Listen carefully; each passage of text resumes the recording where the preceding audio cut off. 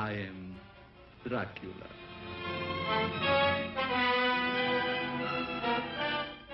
A moment ago, I stumbled upon a most amazing phenomenon. Something so incredible, I mistrust my own judgment. Look. Dracula. The very mention of the name brings to mind things so evil, so fantastic, so degrading. You wonder if it isn't all a dream, a nightmare. Rats. Rats. Thousands. Millions of them. But no, this is no dream. This is Dracula, the original terrifying story of a maniac and a man who lived after death, lived on human blood, took the form of a vampire bat, and lured innocent girls to a fate truly worse than death. Dracula? Oh, what's he done to you, dear? Tell me. He came to me. He opened and extended his arms, and he made me drink.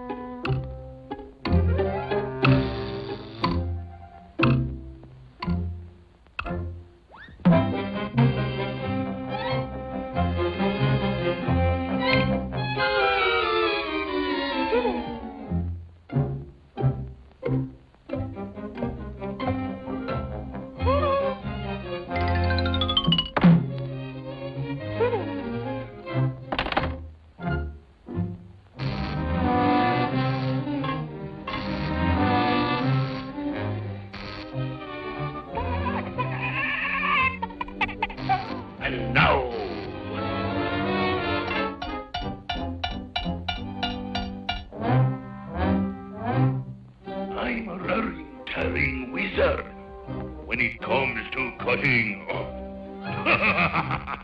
I can grab the chicken's gizzard on the wishbone of a pop.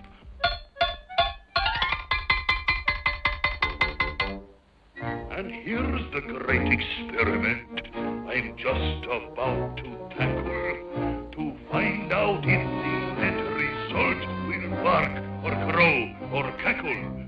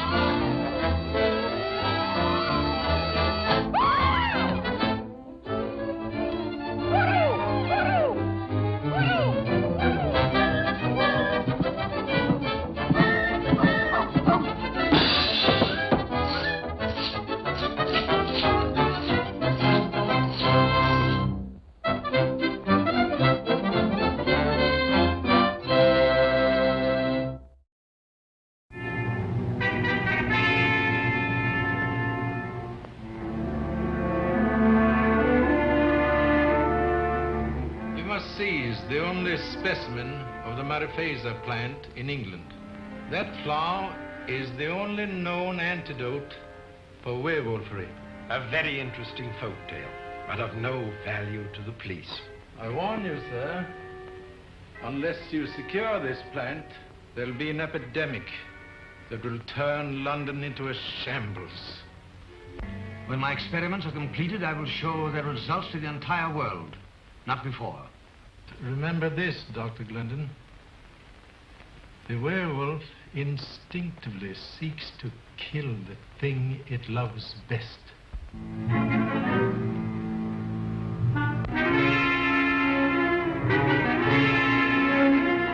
You brought this on me that night in Tibet.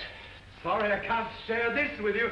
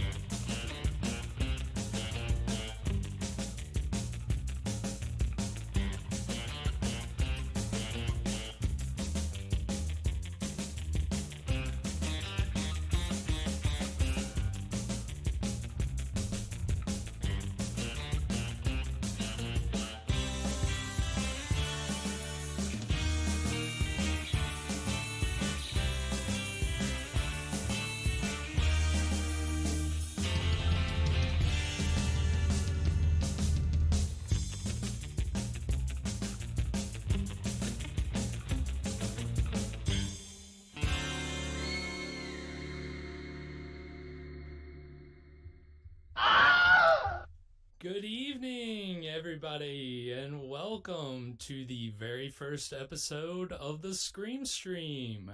My name is Garrett Spake, aka Spakenstein, and I'm joined by my very good friend, Mr. Evan Sink. Got a little applause for you there. I hope you like that. Oh, of course. Yeah. Well, I hope you all are doing well out there. It's a Friday night, so perfect time to watch a horror movie late night. This is our very first episode, inaugural episode, so I'd like to tell you a little bit about what we are going to be doing on this show. We'll be showing every Friday night at 9 p.m. Eastern a different horror movie from the public domain. And I don't know how many of you are kind of familiar with how public domain horror, it's pretty much almost a genre in and of itself. There are hundreds of movies in the public domain in general, but as far as horror in particular, there are tons. And they are ripe for commentary and just enjoying. We're not here to make fun of the movies. We'll be making jokes, right? I mean, it's good to make fun. That's part of what the communal experience is all about. But at the same time, it's also good to respect what's being done well, things that you think are cool. So that's why we want to hear from you in the chat. Evan, of course. Here to crack wise. Right, crack wise. There are plenty of dated things about these movies, and the first one that we're starting out with is probably more tolerable. It's newer than any of a majority of the movies we'll show on this program, but it's good to make fun of the cheesy stuff, but I always find things in these movies that I think are cool, or I think in some way maybe influence modern horror, or, even what people consider classic horror from the 70s and 80s. I think because these were public domain movies, they're so readily available. They've inspired countless filmmakers. I started seeing these movies when I was 5 or 6 because I don't know if you guys ever go into a dollar store like Dollar Tree before it was $1.25 Tree, or whatever it's called now. Didn't they up the price on? Yeah, well, with all the inflation, I think it's $1.07 Tree. Well, yeah, $1.07.5 Tree. It's probably through the roof now. But when I was a kid, that makes me sound like I'm so ancient. Well, aren't we? We're getting there. We're definitely getting there. These were the movies that I would see.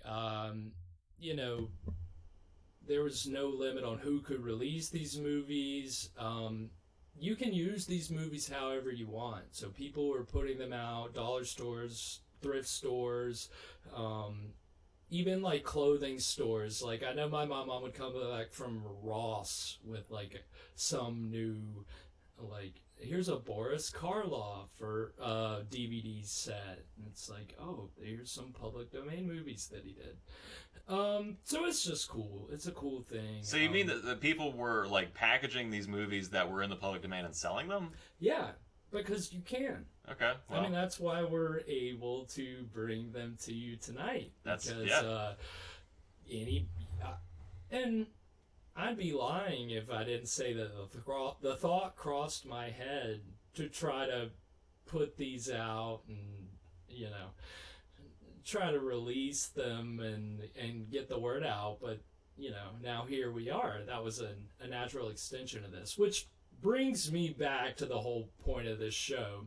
I grew up with these movies, seeing them everywhere, watching a lot of these dozens and dozens and dozens of times. But a lot of people haven't seen them, and Evan hasn't seen most of these. No. Luckily for you, audience, I'm in the same boat you are. I've never seen these movies. I've never seen a movie. So Yeah, we're going to Evan's- go on a journey together. Evan's been living in a cave. I just woke up, is the weirdest thing. I just woke up from a 28-year coma. And luckily, on the way out from the hospital, I met this wonderful man who said, "Hey, do you want to come back to my house and watch a movie with me?" And I said, yes. Just picked him up off the street. It was that easy. One S Sync 94 says I can vouch for that. Thank you. There we go. There you have it, folks. But yeah, I like it if you haven't seen these movies. That's the whole point of doing the program, is sharing it with people that haven't seen these movies before, getting the word out, helping you find and enjoy something that maybe otherwise you never would have come across. And it's all centralized around horror, which, again, that comes out of a whole tradition of horror movie hosts. I don't know, Evan, I don't know how much you know about the whole, horror movie hosts. I know that they exist. I know that Elvira Right. comes to mind, but Right. that's... the Crypt Keeper he counts, right? Yeah, well, Crypt Keeper, I don't know if they did any, things where he hosted movies. He would host Okay. stories. They would make stories for Okay, I'm just the way show, off base and then. They made some, movies based off that show. Okay, so he's more of a Rod Serling type. Yeah, it's more of an anthology series than this where we're presenting an old movie, which this is a tradition that goes back to the late 50s. Vampira was one of the first. She'd show an old horror movie, crack jokes, and it caught the nation and mostly kids by storm, and so horror hosts started popping up all around the country, and for about 20 to 30 years there were regional horror hosts everywhere. We had one here locally near where we lived, but growing up, we never had one. Elvira was around, Mystery Science Theater was around, Riff Tracks started becoming a thing, but it wasn't until Svengoolie, till he got syndicated, that I started being able to see a horror movie host where I was at on a Saturday night. So that's why I like the beauty of technology bringing us here to be able to do the show. We get to kind of bypass all the rigmarole of getting broadcasts, and here we are. We get to present these movies.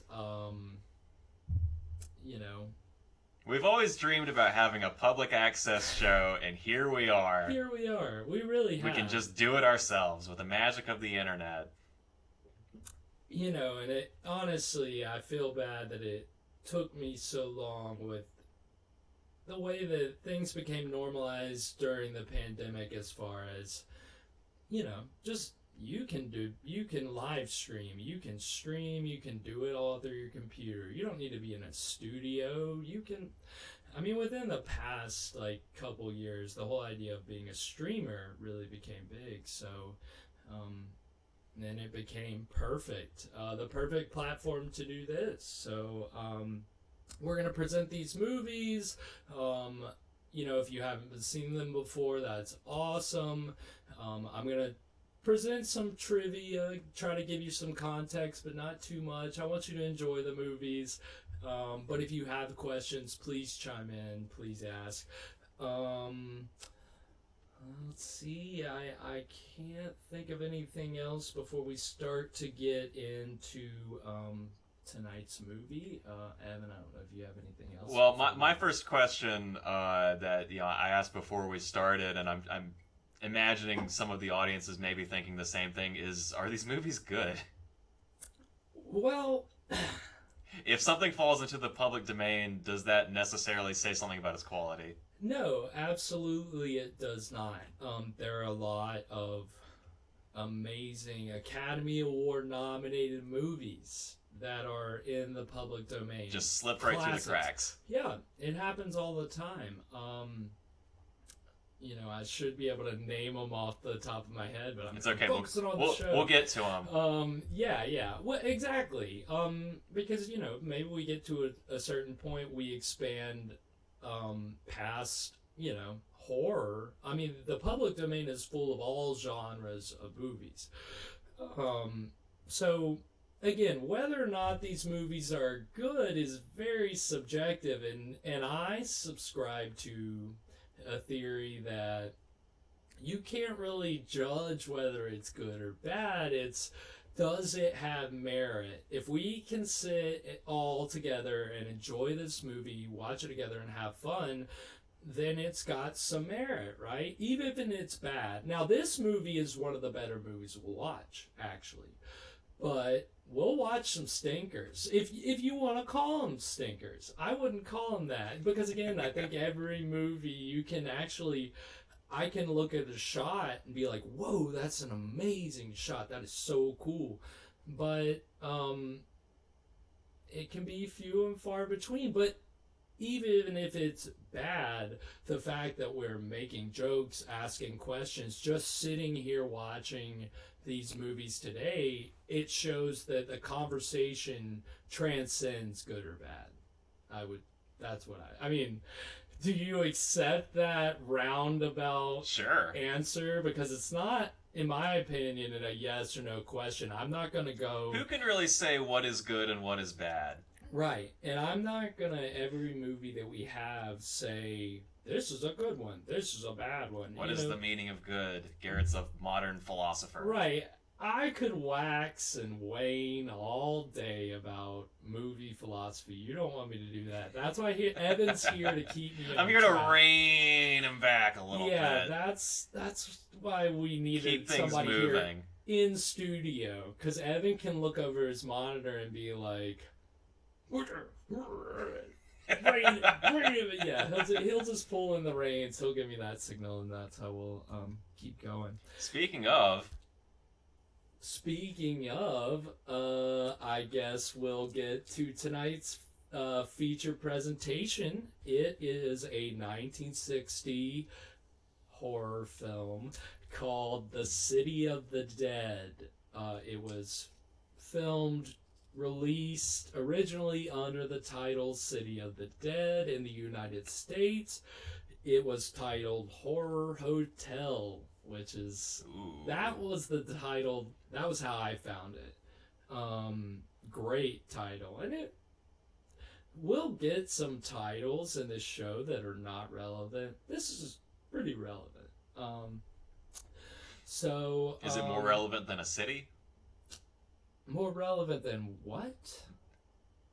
What did you said? Horror Hotel and City of the Dead, right? City of the Dead. Yeah, that was the original title. That was the release title, was City of the Dead.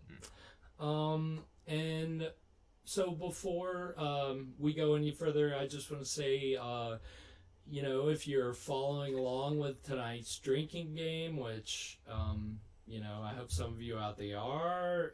I am. Evan is. Practice in moderation. We have to stay controlled because we're bringing you a show. We're not going to tell you how to live your life. You live it how you do. You within moderation. Within moderation. That's really what it's all about. But with that being said, we got a long way to go. We got a long way to go. So if you look, we got the rules up here, and if you scroll down on the Twitch page, there's a panel that says drinking game. If you click that panel, it'll take you to a poster picture that has all the rules laid out. So if you want that to have on your phone or print, have quick access to that, you can find that on the page that you're watching this, if you scroll down.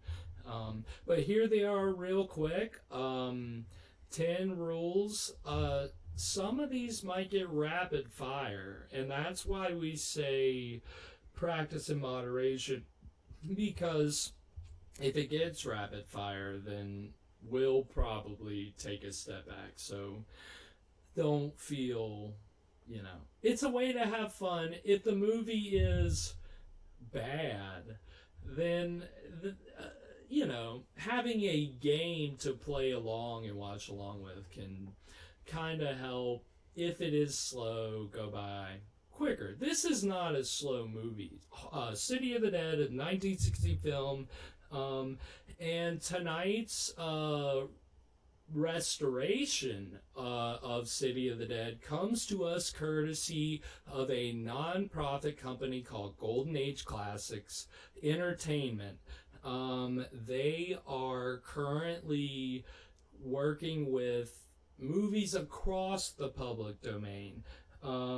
They are restoring them, the actual film elements. They're taking 35 millimeter film, 16 millimeter when they have to, cut prints of these films, and they're restoring them, and they're doing amazing stuff. So, check them out. Check out their website. If you like tonight's movie and you want to watch it on its own, you want to watch a 4K version, you can go to the YouTube page afterward. You can watch it there. You can go see all the other movies they have. Go to their website, find out more about their mission, what they're trying to do. They really care about these films. They want to bring them to a new audience and kind of keep the legacies alive, which is, the same thing that I want to do. I mean, we're all just here to have a good time and have fun watching these movies, but I want to bring them in to you in the best quality that I can. And Golden Age Classics Entertainment is doing some of the most amazing restorations that I've seen of some of these films, because I've seen the muddiest, dirtiest versions of a lot of these over and over again. This horror hotel, as I knew it, first movie I ever watched online on the internet in 2001, maybe 2000, back when the internet went it was blurry, it was pixely, it was a terrible copy, but Job, my twin brother, I talked to him about it recently, and he even said still, it's like, it blew my mind. It blew my mind to be watching that. Like a movie on the computer. What? So it seemed fitting to start with City of the Dead, aka Horror Hotel. But again, Golden Age Classics, they're bringing us the restoration. They've done a great job here. Go check them out. If you like what you see and you're interested in supporting their mission, please do so, because they're a non-profit, and they're putting a lot of time and energy and resources into this, and it's amazing work. So please go check them out and consider supporting them. But I guess without any further ado, we can present to you tonight's film, City of the Dead. Wait, is there anything else, Evan? Did you have anything? I don't know. Grab your beverages, grab your popcorn, and buckle in. Buckle in and buckle up, because here we go.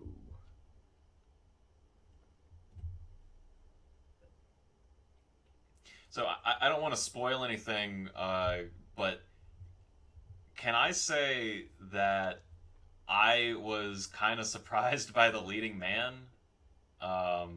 Oh, yeah. Well, we'll get into that. Okay. Because yeah. Let's hold off on that, because I don't want to say it's a spoiler, but let's let the audience maybe be surprised too, because remember, this movie's from 1960. Exactly. I mean, it's no spoilers. Don't go look it up on Wikipedia, please. It would be very easy, I know. But... Well, I mean, his name already showed up on the credits, but...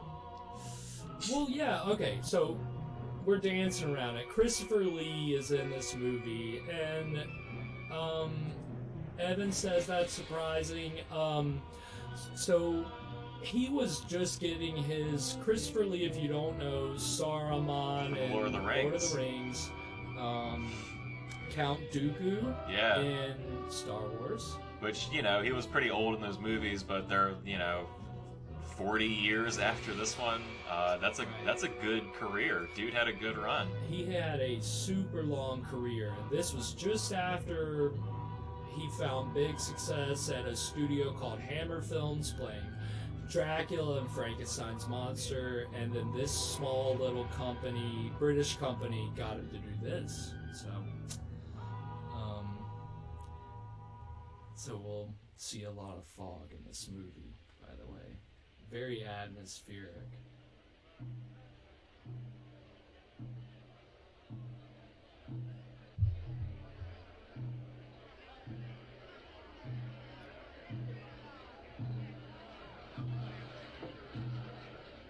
Bring out Elizabeth Selwyn.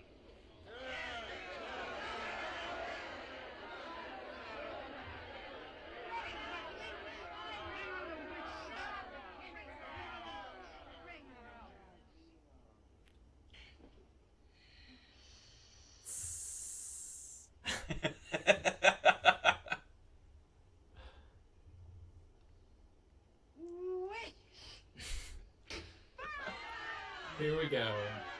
Chime in, Evan. Feel free to chime in. Burn her. Burn her.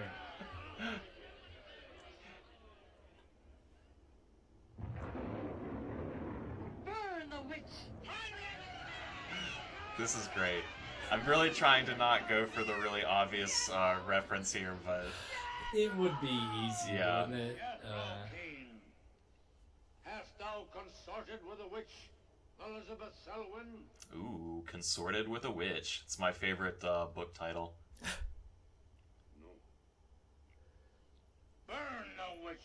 Threw her under the bus. Do witches not stick together? Would they just be like, I don't consort with anybody. Consorting? Me? You must be out of your mind.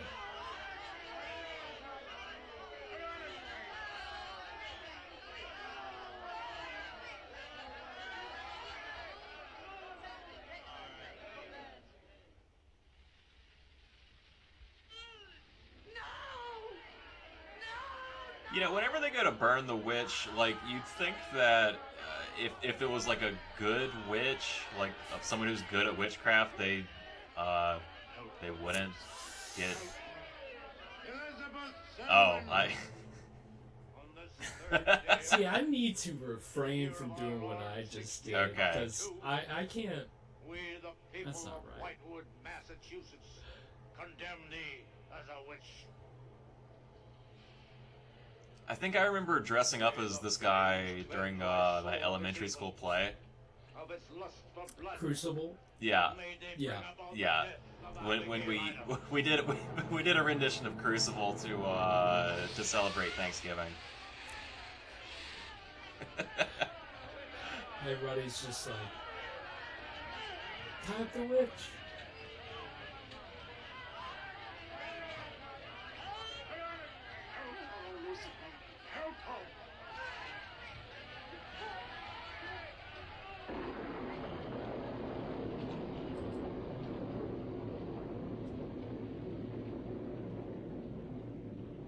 I have made my pact with the Lucifer. Hear me! Hear me! I will do thy bidding for all eternity. For all eternity shall I practice the ritual of Black Mass. For all eternity shall I sacrifice unto thee. I give thee my soul. Take me into thy service. O Lucifer, listen to thy servant. Grant her this pact for all eternity, and I with her. And if we fail thee but once, you may do with our souls what you will. Make this city an example of thy vengeance. Been burning for a long time. Yeah. For all eternity. And let It's like, me be man. the instrument of thy curse. You getting away with that? That's- Hear me! watched it last night.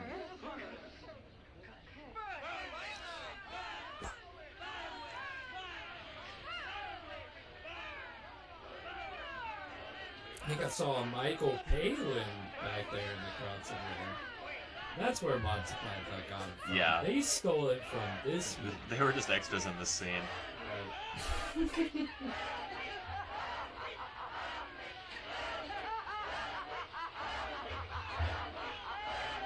Burn, witch, burn, witch, burn, burn, burn. Shouted the people of Whitewood when they burned Elizabeth Selwyn in 1692. Well, you know, they didn't have TV back then, so they had to have some way of passing the time. The actual practice of witchcraft in 17th century New England, superstition, fear, and jealousy drove the Puritans to accuse their friends and relatives of consorting with the devil. Wading around huge bonfires, repeating vindictive chants, they consigned the poor creatures to the flames. The tortured souls cried out in agony as the flames mounted higher and higher. Burn, witch, burn, witch, burn, burn, burn. He gives it 100% Crazy beat. every time. That will be all for today. Tomorrow will be my concluding lecture on the history of witchcraft in 17th century New England. I shall bring along... This is a small lecture. Yeah, it's like, what are you doing this in your house? Maitland!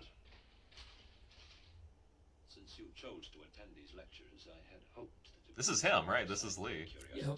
Man, it's... He looks so different. Yeah, not the white hair, Yeah. wrinkles. He doesn't look like a wizard. Right. It's all so darn serious. He's got you all hypnotized. Miss Barlow. Yes, Professor. Can I see you for a moment, please? What about our date? Look, I'll wait for you outside. Huh? Yes, Professor. Rather a difficult young man, that. Fear that you are more of an attraction to him than What are you looking at, man? Reading through your papers, Miss Barlow, they show a very sound appreciation of the subject. I want to go to New England to do my senior paper. You're really quite good, you know. Well, I'm not quite satisfied. I feel I need some first-hand research. I want to get the atmosphere. She's going for the extra credit. She wants that first-hand research. That might take a little time, you know. Well, I have the time. My brother and I were going to spend our vacation. Look, you know, when you do your lectures in your home, this is what I mean. This is, what do you it's expect? bound to happen. Right. This is why there were reforms. Check through Yeah. all the town hall records. Recheck the Better late than libraries. never, Talk to but the Puritan still citizens. too late. Make a really thorough investigation. Oof. Yikes. Your brother is professor of science, Miss Barlow. You think that's a yikes? Is it, Yeah, she wants a thorough. Does that merit a yikes? Do we... Object to that? You leave Richard to me. He's picking me up here for lunch. Hello, Bill. There's a Barlow. Nan here? Yeah, she's in there with him. Well, I don't like her getting mixed up in this witchcraft business. Why not? It's only part of her history course. Professor Barlow. Before you go in there, could I have a word with you? Sure. Well, it's about Nan and me. Oh. If you're really serious about this, I happen to know the town in New England. As a matter of fact, it's the identical place where the events occurred that I mentioned in today's lecture, Whitewood. It's quite a small place. It's a little bit off the beaten track, so maybe... Get ready to hear Whitewood like 100 times in the next You might very well find what you hour and a half. Take a drink every time you hear I Whitewood. almost made individual rules, and it was going to be Whitewood and Witch. Imagine how many times yeah, we would be drank. we would be Witch. we'd be 3 beers deep now. It wouldn't. I'm going to change It my wouldn't plans be good. for vacation. Change your plans? Yes. Going to a place called Whitewood for a week or so to do some research. Who are you? What about Cousin Sue? Always great at She's the expecting you sinister for a head birthday party on turn. the 17th. She'll have a foot. I can still easily make it by then. This is important. My term paper's got to be good. It could mean a scholarship. Man, I've made only a Come on, Dick. You'll have a good time without me. My mind's made up. I'm going to Whitewood. Surely any good encyclopedia will give you all the nonsense you want to know about witchcraft. Witchcraft is not nonsense. I'm sorry, Driscoll. Witchcraft, black magic, sorcery. To me, it's nothing but fairy tale mumbo-jumbo. I'm a scientist, Driscoll. I believe what I can see, what I can feel and touch. The basis of fairy tales is reality. The basis of reality is fairy tales. I'm a scientist, Doc. I don't believe in history. Well, I don't believe that somebody in Chicago can die of a heart attack because some woman in New Orleans sticks a pin in a wax doll. Maybe you don't. But practitioners of voodoo will claim otherwise. Dick, you're just being difficult. No. When I look into a microscope, Driscoll, I see bacteria swimming, fighting, existing. That's real. These witches that were... Christopher Lee has the, like, sharpest face I've ever seen. Oh, yeah, those cheekbones. Those bones, dude. Naturally, what a horror actor looks like. Yeah. Sharp cheekbones.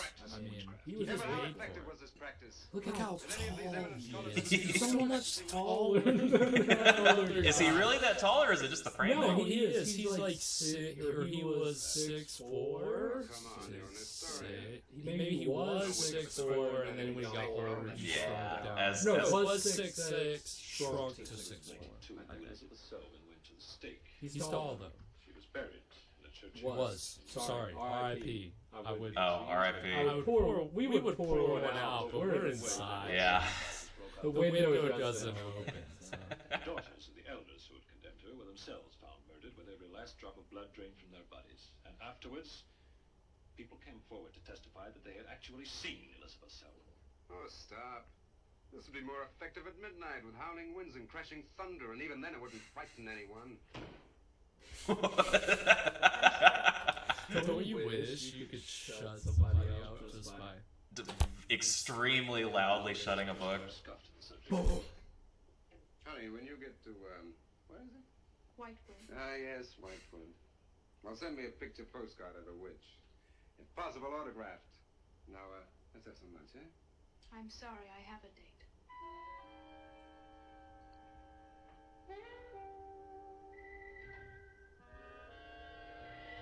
Zoom. I love suspense darling, movies. I still don't see why you have to go up to this Whitewood place. No? I thought we were going to have some time together during this vacation. You know I want to be with you. It's just this is a... Look, what the heck can you find that hasn't been found before? I don't know. So you know she's going to like Whitewood, Massachusetts, right? Okay. I can't say Massachusetts, but Or what outlook can there be? so this is in America. Have you picked up on that? This is I- about anything I real. guess, yeah. I mean, I assume this was like kind of Salem-y. Silly old women. This was filmed in Suppose the women weren't Britain, silly. in England, with English actors. Okay. So if you notice the accent slipping, Come on, what kind of... or they say something weird, that's the accent slipping. I've noticed it more and more every time I watch this movie. Look, it's no use, Bill. We've both tried our hardest to talk her out of going. Yeah, like, tried my oddest. Don't go, I damn it. respect a desire to find something new, even if we don't agree with the subject. Agree with it? I've never heard so much nonsense as that guy Driscoll talks in all my life. Well, here I am, all packed. Oh, I suppose there's nothing I can say will stop you from going, huh? Yeah, well, I'll put this in the car.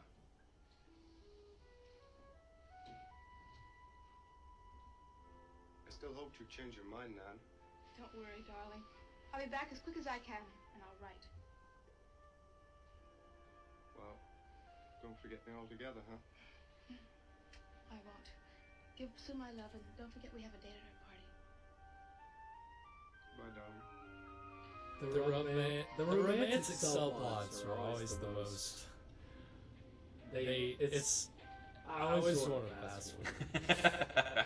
Like I used to do when we used to watch old movies. You just gotta skip to the good part. I would skip through the boring stuff to the good parts. Gas Station of Doom, right here. We'll see it a lot. Excuse me, can you help me? I seem to be lost. Sure, if I can. I'm looking for the Wamport Road. Wamport Road, hardly anyone uses that anymore. Well, my friend gave me the directions. Nobody goes up that way. 28A, turn onto the Wamport You don't want to use that Go road. to Whitewood. Whitewood? Am I that far away? No, ma'am, not far. Not many God-fearing folks visit Whitewood nowadays. If I were you, If you'll excuse me, I'm in a hurry. Which way is it? Well, follow this road about 2 miles, you come to a fork. There'll be a sign, Warmport Road. Turn left, keep straight, there be white. Thank you very much. There be white. You know, I do really like the trope of the creepy gas station. That's why I brought it up. Yeah. Because you will see That's it in movies even that we nowadays. watch on here back to the 40s, though. And yeah, you're saying we're still seeing it now. Crazy, right? Yeah, just saw it here. This is a very small town, though. This is why we do the show. Yeah. Because good or bad doesn't matter. You're seeing a trope in action. Yeah, just classic small America. You're out in the middle of nowhere, creepy gas station. Yes. What are you gonna do? Yeah. No, of course not. Get in. Thank you. Picking up hitchhikers. Yeah. Oh. Why not? Get in. I think the highway commission would do something about these roads. Which highway comes into the bump?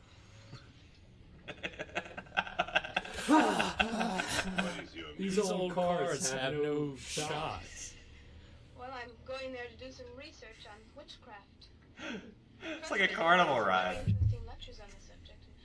I'm going there to get some original source material. Do you know Whitewood? I've known it for many years. Do you go there often? Fairly often. Oh, then you must know the Ravens Inn. He's not a God-fearing folk then. Oh, so shall I. Do you recognize My this name is guy Nan Barlow. My name's Jethro Keene. Pleased to meet you. earlier? Pleased to meet you. Huh. I wouldn't if you hadn't said anything, but I probably shouldn't have said that. Damn it. Just like a picture out of a history book. I feel as though I were in the 17th century. Why hasn't Whitewood been written about? It's off the beaten path. Few tourists come here. For Whitewood, time stands still. Look at that church. Must have been beautiful. Evan, you're growing your hair out, right? We had a question in the chat. This is your boy, Zach. Straight on? oh yeah, what's up, Zach? And yeah, it's I've been letting it grow. Yeah, it's rivaling mine. He's getting there. I started to wear mine down more because I was getting jealous. A lovely old building. 17th century at least. How picturesque can you get? Right by the graveyard. Yes, it has not been used for more than 200 years. Any witches buried there? There are indeed. It's All only skeletons witches. of unconsecrated ground. Spooky, isn't it? Well, keep your fingers crossed for me, Mr. Keene. I hope Mrs. Newells has that room.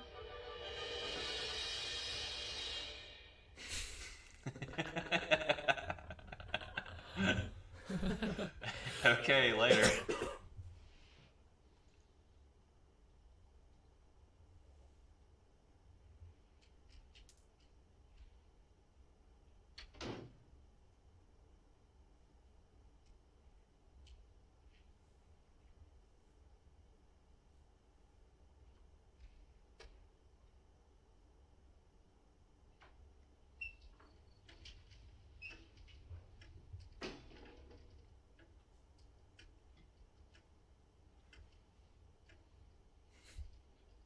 I love that lighting. It's great.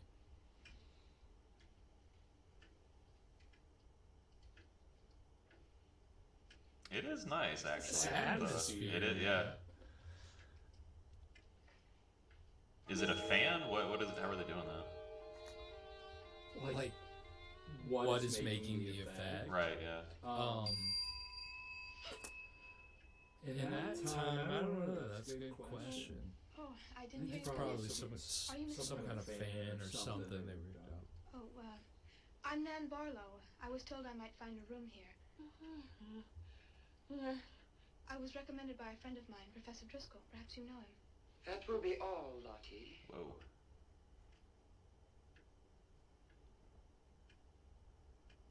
I'm sorry to keep you waiting. The lighting there is pretty good. Lottie cannot talk. Keeping the face. I've often told her not to answer. Yeah, that's an entrance. You give him a big Can I help you? entrance. Yes, I'd like to have a room here for 2 weeks. The hotel is quite full. Oh, the guests are never about at this time of the day. Well, I'm a student of Professor Driscoll's.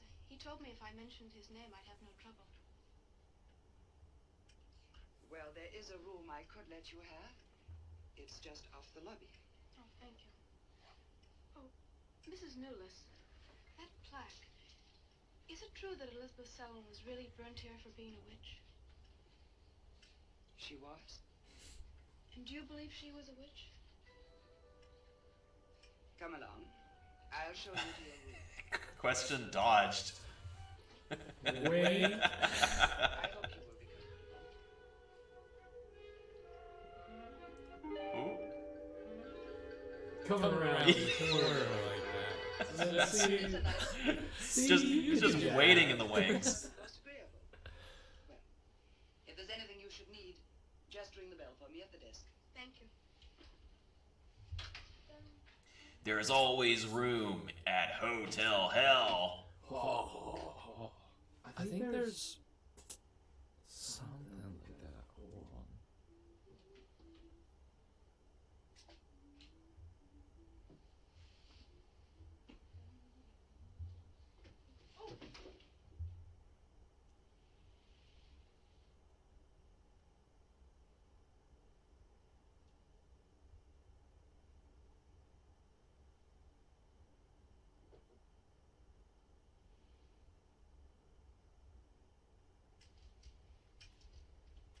Look, it's the dangers of Airbnb. You just never know what you're gonna get.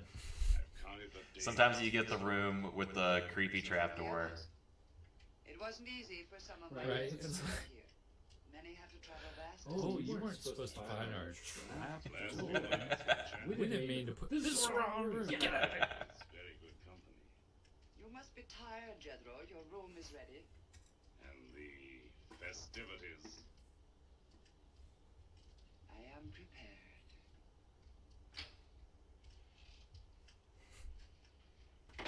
Scatter. Oh, Mrs. Newless. I thought I'd have a short look around town. I won't be gone long. I think you'll find the church interesting.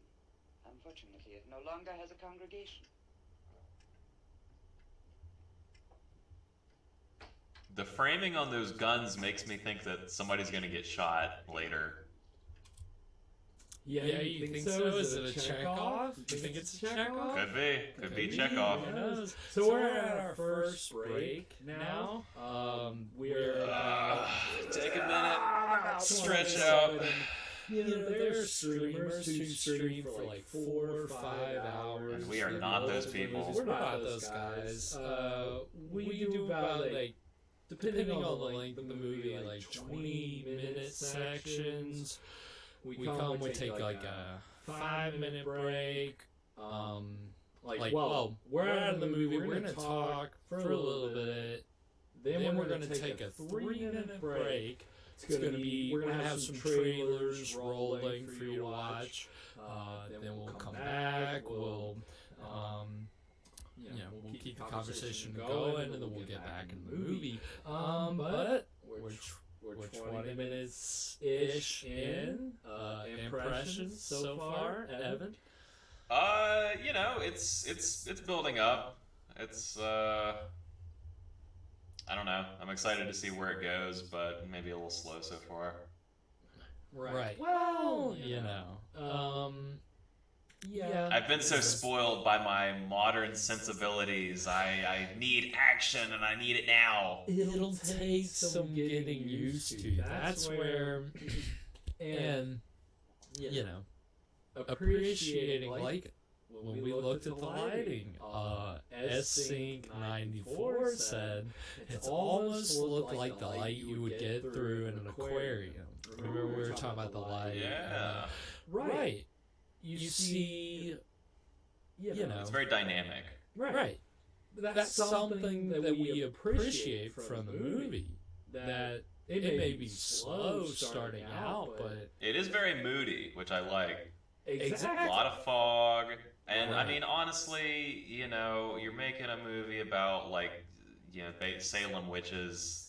You know, you gotta build some tension. Right. Yeah, again, like, in my opinion, the romantic subplot slows things down. But when they when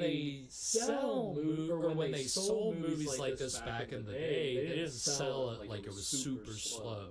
They sold it like you're getting. That's why it was retitled Horror Hotel, because they wanted to make you think, oh, you're getting so much horror. So that's why I want to read through just a couple things real quick from the press book.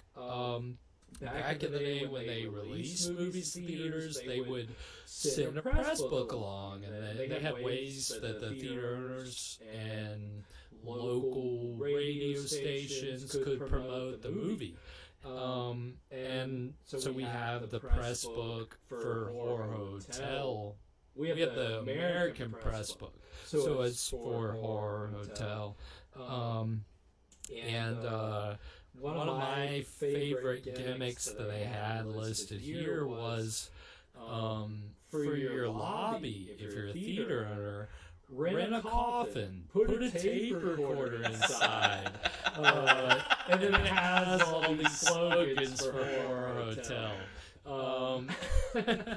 That's great. Yeah, I mean, like at least it is just that you get your lowest theater employee to get in the coffin and like yell out every 2 minutes. I need you to say, "You'll rest well at our hotel," and just lay in the coffin for 5 hours, and you'll be good.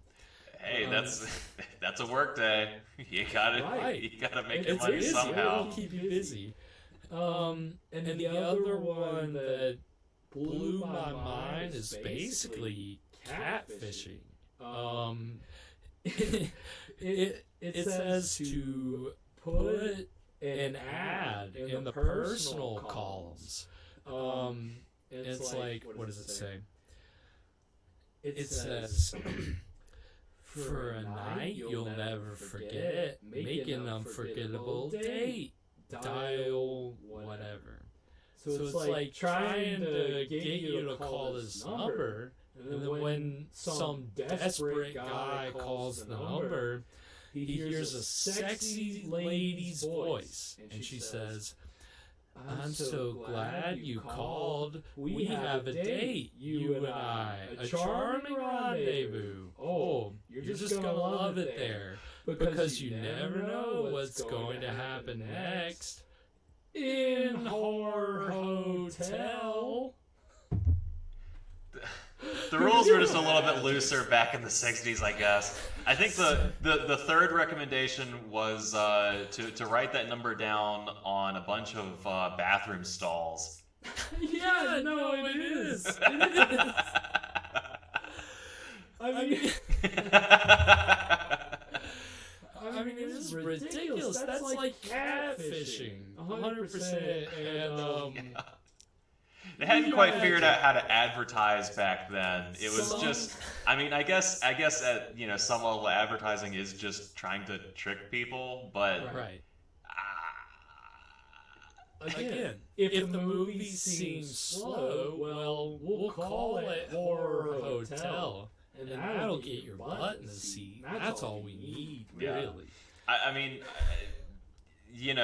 first impression, at least so far, Horror Hotel seems like a more apt title than City of the Dead. Like, it's not really a city. It's a... Right. Well, I don't know. Sure. But I would agree with you 100%. Horror Hotel is definitely... Town of the Dead doesn't quite roll off the tongue. Not quite. But yeah, that's a little taste of the press book. You can go online and find those for most of the movies we'll show here. They're insane. All of them have crazy gimmicks like that, so go check them out. So yeah, we're gonna take a 3-minute break break. We'll have some trailers for you. In the meantime, go use the bathroom, go get another drink, whatever you need to do. Evan, anything before we go to break? Can you imagine if, like, you swiped right on a Tinder date and then they tried to sell you a movie ticket? That's what I'm fucking saying. That's what it would be. That's that. I love that. That's what we have to start doing for our movies. That's how we got to know. We'll start catfishing people on Instagram. That is guerrilla marketing. That's the only way to do it. We'll take a quick break, and we'll be back with the Screen Stream in a moment. Be right back.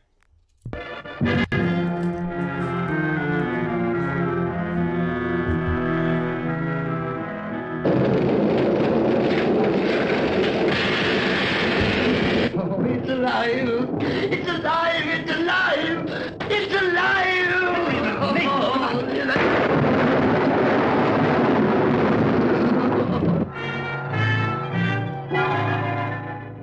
When this dead hand moves, the monster created by a man they called Mad is turned loose to strike terror into the hearts of men.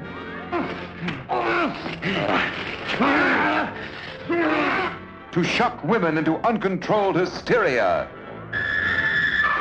Elizabeth!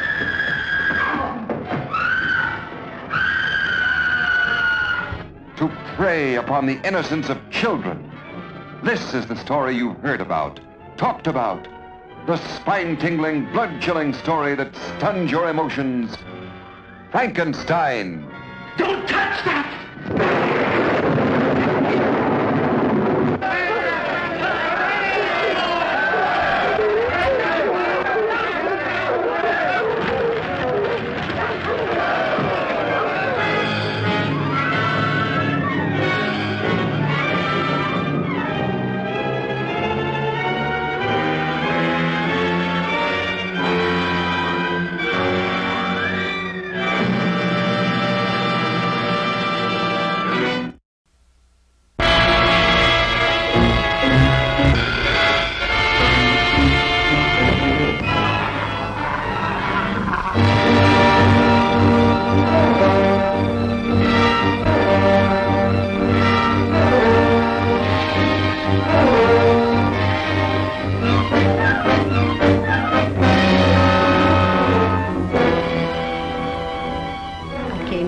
Goodbye, Jules.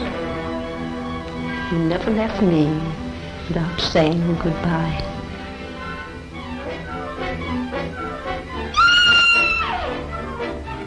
No clues, no fingerprints, no motive, nothing. But surely if a man was choked to death, there would be imprints on his throat. Why in the world do you stay in this place?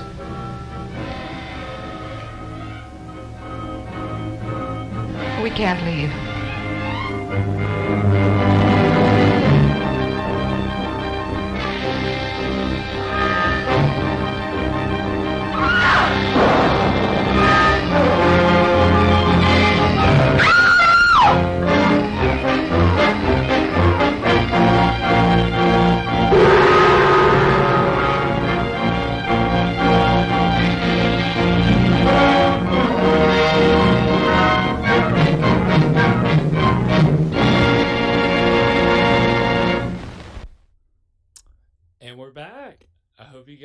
Enjoyed those trailers. I sure did.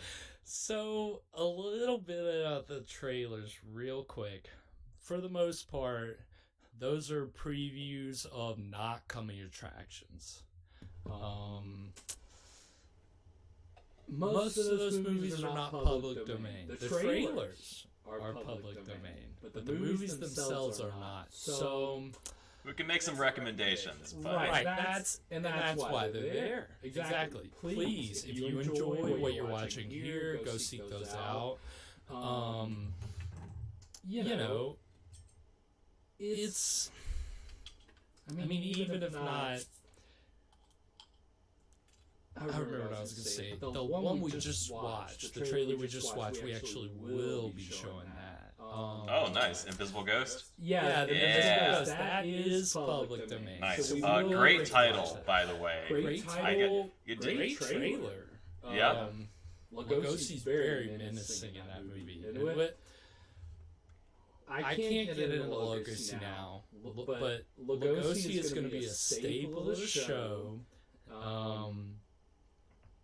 And yeah, he's actually in our next episode. So and we've got him here live with us tonight. Right. And Bela Lugosi, ladies and gentlemen, if he had played Frankenstein, I'd be able to pull over my Frankenstein head bust and be like, Bela Lugosi's here, but instead we got Karloff. So I want to make a movie that's called The Visible Ghost. Oh, okay. Well, that would make more sense. An invisible ghost. I mean, you're not going to see it. What's the point if you can't see it? But yeah, so we're about to get back into. Fresh Rogan just hopped in the chat. The invisible ghost that is also a ghost. Trademark.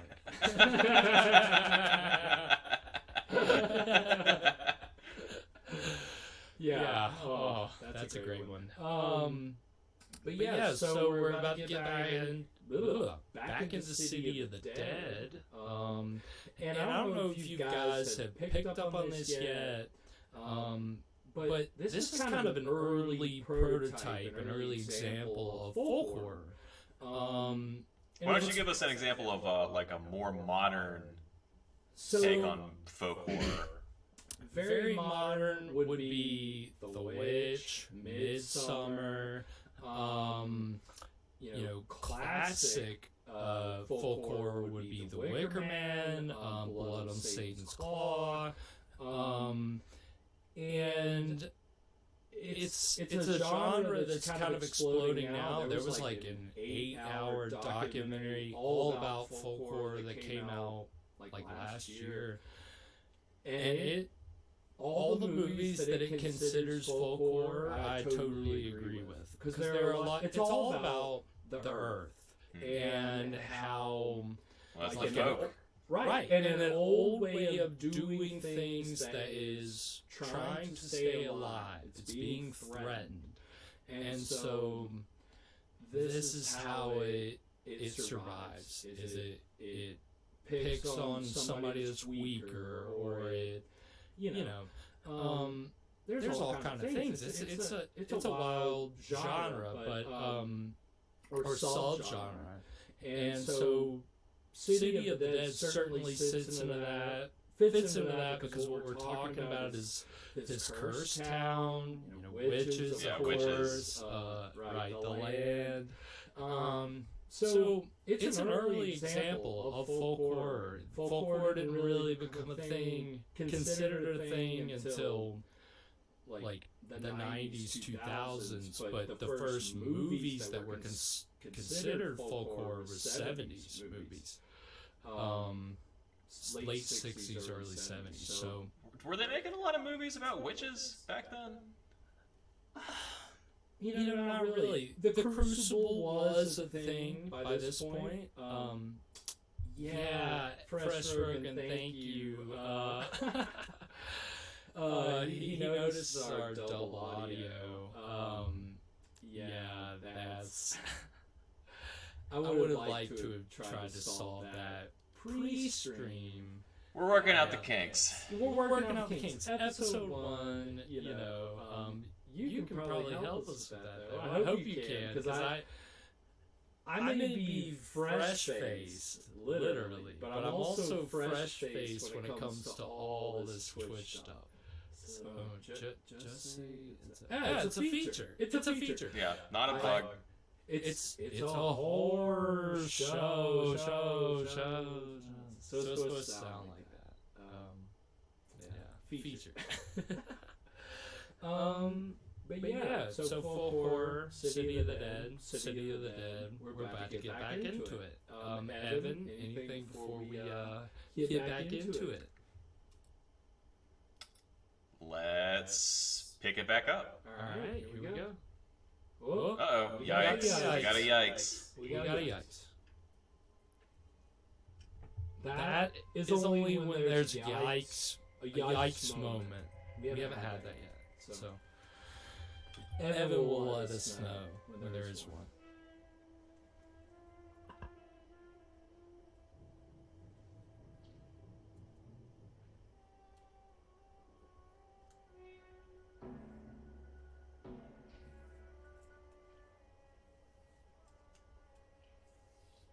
So much. Yeah, I was just thinking that is so much fog. It must have been really hard to breathe on that set. Oh yeah. I'll read stories about actors who passed out on horror movies because the fog was so overpowering. It's crazy.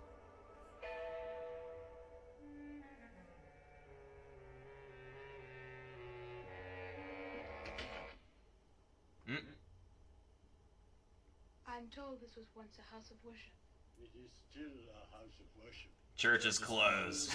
Go home. As long as the breath of life... Church is closed. No worshiping. It must have been a beautiful building.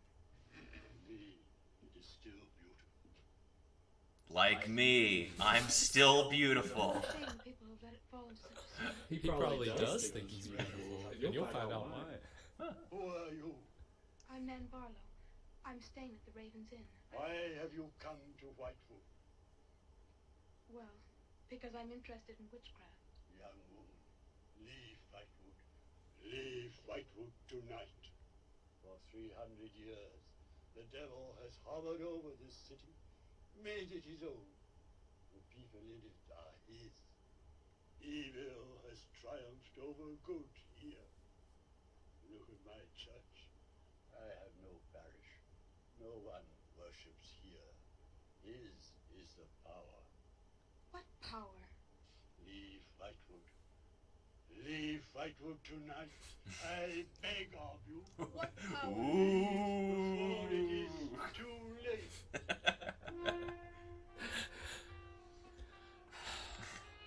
You know, love the entrances and exits so far, because there was the roll at one point.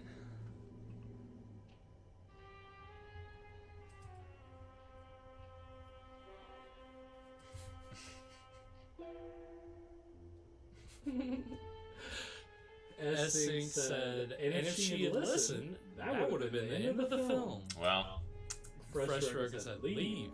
Okay. Roll credits.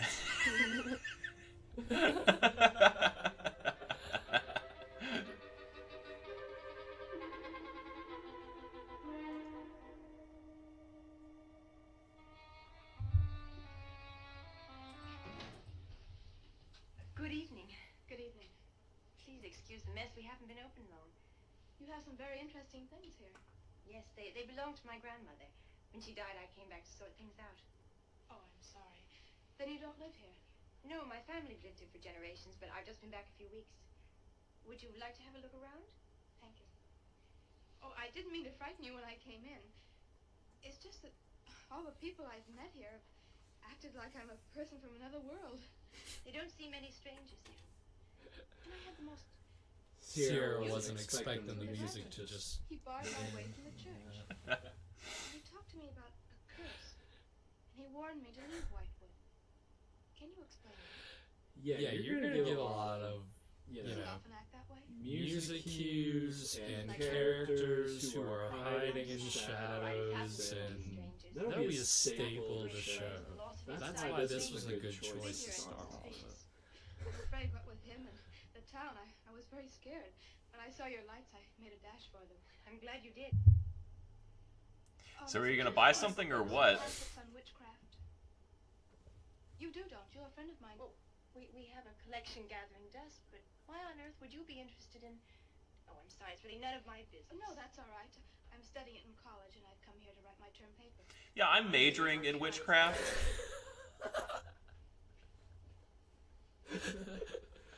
I don't look like a witch. I know the blonde hair and the pretty look may fool you, but I'm full on witch. You don't see many blonde witches, do you? You're staying at the Raven's Inn? Yes. It was was recommended to me by a friend of mine, Professor Wilson. I'll introduce you. Yes, do you know him? No, but my grandfather... Fresh Rogan said the music wasn't invited in. Here, I think this will do for a start. A lovely locket. May I see it? I believe it's quite old. It is. You're very lucky. I'm even more lucky to have found this. A treatise on devil worship in New England. This must be a very rare book. I'm afraid I couldn't afford to buy it. You can borrow it, if you like. Oh, could I? That would be wonderful. I promise I'll bring it back in a few days. You're very welcome, Miss, Barlow. Nan Barlow. Don't make promises you can't keep. You're never gonna make any money that way.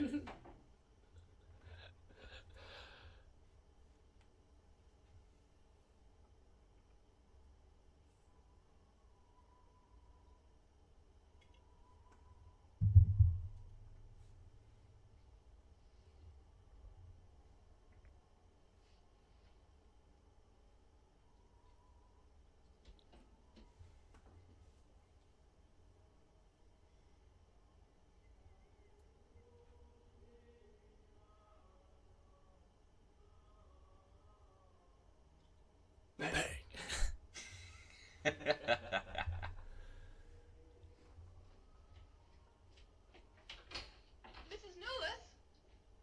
Mrs. Newless? Yes, Miss Barlow? I've heard some strange noises in my room. Oh, possibly. Yeah, I agree with the aquarium assessment from earlier. That's a good way to describe that look, for sure. Spot on, Sierra, spot on. The ground was filled in many years ago to strengthen the foundations of the building. But I'm sure If you insist, I will. Well, you're wrong!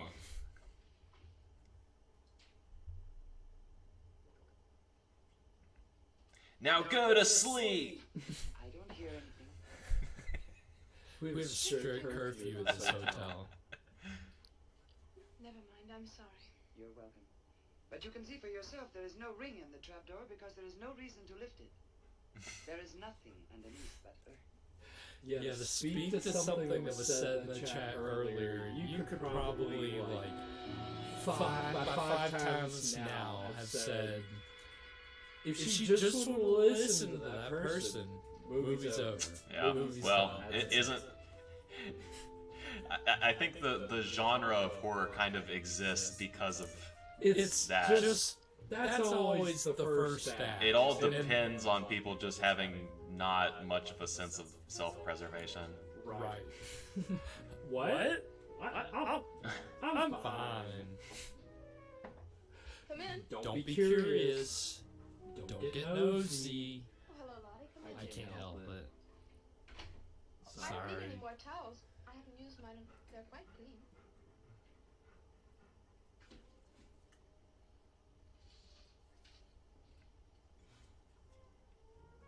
Lottie, I've told you before not to bother the guests.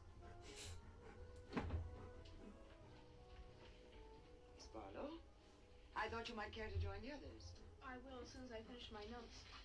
I'll put some clothes on and join them. A treatise on devil worship in New England.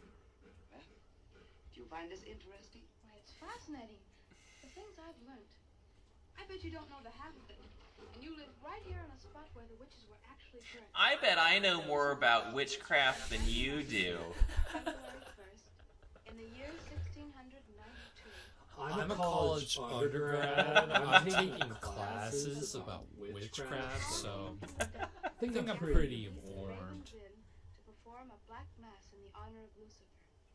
The witch Elizabeth Selwyn, later to be burnt at the stake, marked a young girl for sacrifice by obtaining an object of value belonging to her with which to call her, and leaving in its place a dead bird and a sprig of woodbine. The witches sacrificed her on the altar and drank her blood at the hour of 13. What's the hour of 13? Well, personally, I have never heard a clock strike more than 12. Now, how about joining the dance? In a little while, I promise. Oh, by the way, I seem to have misplaced my locket. I remember having it in my room, and now it's disappeared. Oh, I'm sorry. I'll ask Lottie. Well, I'm not saying it was stolen. It's just, I remember having it on the dresser, and now it's gone. I would appreciate it. Of course. I'll look into it immediately.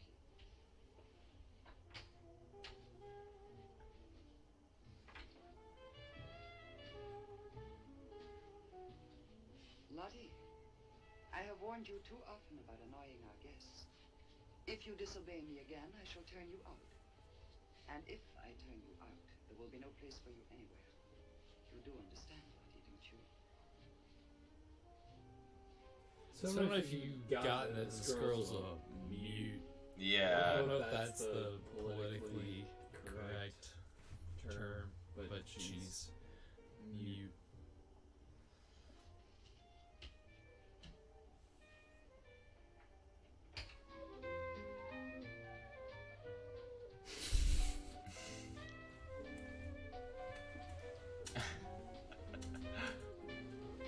Are these visible ghosts? These people don't look like they're alive. Spinning and spinning. Fresh Record said, "You know witchcraft? Name 5 witch albums right now, bro." Whoa. Whoa, wait, is that a... Yikes. These were the kind of things that were required in movies in the 60s to get distribution. It's not that it's appropriate, but inappropriate, but it's, you know. You gotta get butts and seats somehow. TNA.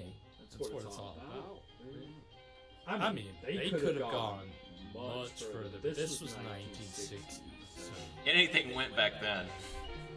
Almost. But the production code was gotten rid of like 4 years after this. That's when the floodgates opened and you got cursing and nudity and all the stuff you didn't get in classic Hollywood movies. I'm afraid Lottie is nowhere to be found, but I will inquire about your locket first thing in the morning. Thank you. Where is everybody? Most of the other guests have gone to services. Services on the 1st of February. Candlemas Eve. The night when the witches mocked the rituals of the church. Are you all right, Miss Berlin? Yes, quite. Thank you. Good night. Good night, Miss Berlin.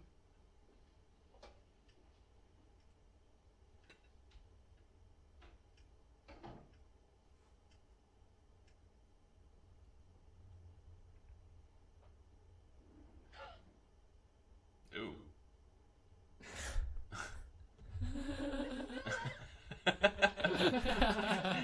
you know, a normal hotel just gives you a chocolate on your pillow, but... You want a dead bird with a pin in it? Because we have that.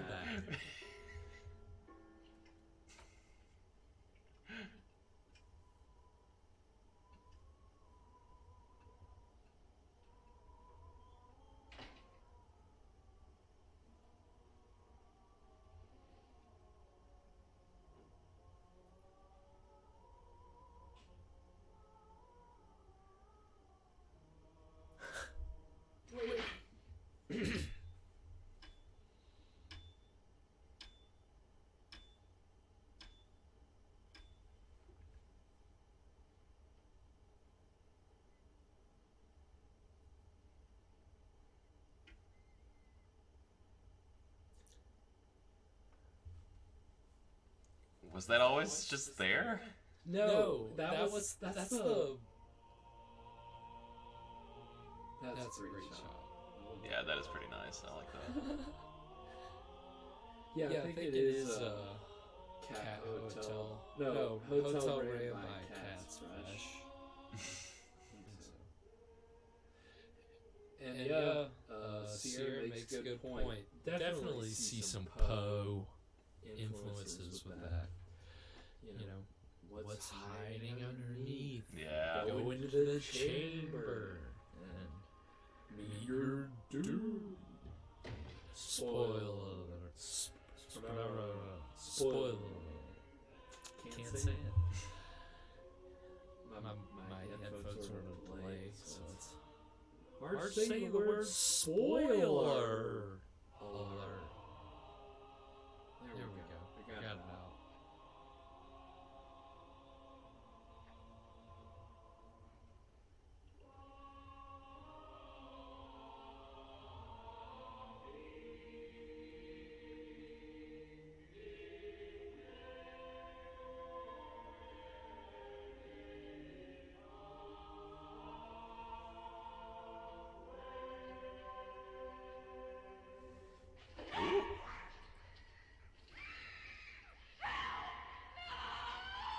Well, shouldn't have gone down there, I guess.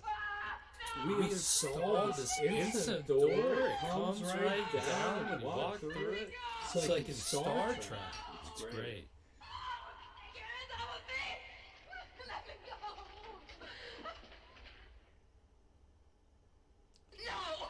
Well, you wanted to learn about witchcraft. You...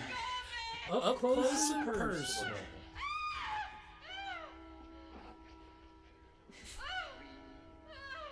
Yeah, going limp is the way to go, Sierra. I agree, too. Just dead weight. Make it hard for him, right? At least. Put up a fight. I am Elizabeth Selwyn. 11. 12.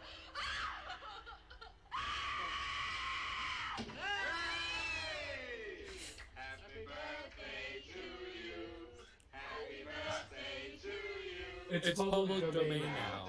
Happy birthday. If you didn't know, so. Oh, yeah. It wasn't. Or it was in dispute for a long time. It's good now. Whew. We can all use that song without having to worry about getting sued. Liberating. Finally. Yummy. Good cake. Dick, have you got any idea what's happened to Nan? I'm sure she'll show up. She probably met a good-looking Hewitch. And is bringing him along to the party, only that broomstick blew a gasket. Too soon. Anything. Aren't you a bit worried about her? She'll be here. I'm sure she'll make it. Yeah, the transitions. Sierra. That is amazing. Yeah, it was really good. It is, yeah. Match. So they call it a match cut. Like if you can think to do that, it always comes out looking pretty. Yes, Nan. Look, come in. Well, Nan, didn't you hear yet? We made a date to meet here before she left for Whitewood.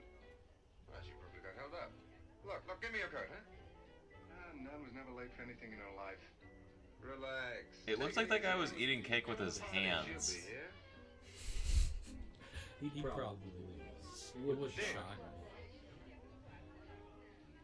Dick, I haven't had a letter from Nan in over 2 weeks now. She's probably been too busy working on her paper. No, there's something wrong, I know it. Look, will you do something for me? Ring up Whitewood, will you?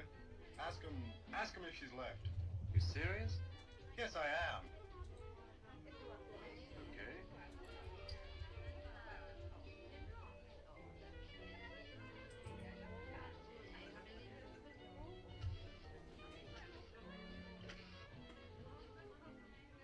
Long distance? I'd like to speak with Miss Nan Barlow at the Raven's Inn, Whitewood. No, I don't know the phone number. What? Didn't she give you the phone number? Oh, I know, but that's my sister.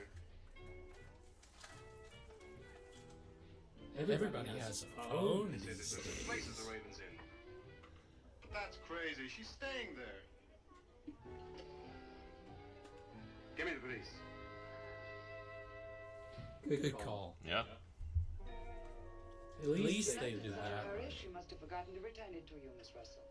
She seems such a nice girl, too. Wouldn't have thought she was the sort who'd forget to return a book. We cannot always judge by our first impressions, can we?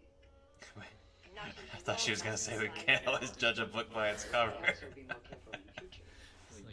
Thank you for letting me have it. Remember me to your grandfather.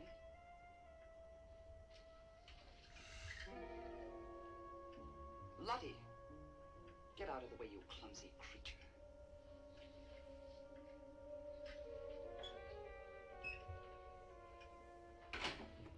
Rude. Can I help you? Yes, we're from the sheriff's office. We had a call this evening. A missing persons report from some college kid named Nan Barlow. The party calling said that her last known whereabouts was the Raven's Inn. And Barlow, that's strange. Yes, I met her. When did you last see her? About 2 weeks ago. She came to my shop and borrowed this book. It's quite valuable, and so not hearing from her, I decided to come and get it. Not bragging or anything, but... May I? That treatise on devil worship. I must put this in the report. Peculiar things some of these college kids do nowadays. Well, thanks for your help. Come on, Charlie. These college kids. This year, I guess we better go. Bye. What's all this?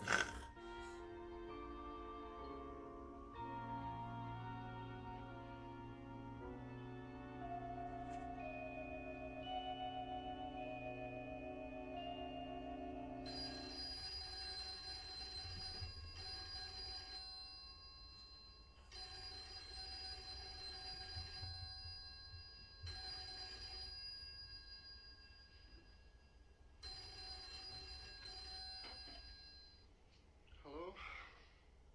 Yeah. Police. Yeah? Okay, thanks. Thank you. Well? Police sent a car out to the Raven's Inn. Man checked out 2 weeks ago. Don't get it. Well, neither do I. Look, these are Nan's books and papers. Go through them. See if you can find anything which might give us a lead. I'm going to pay a visit to a colleague of mine.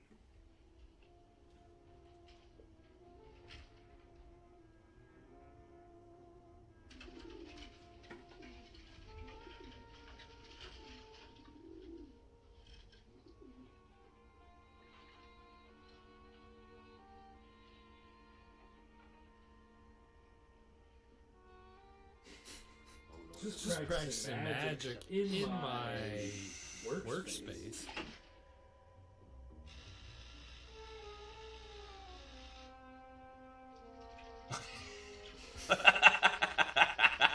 Hurry!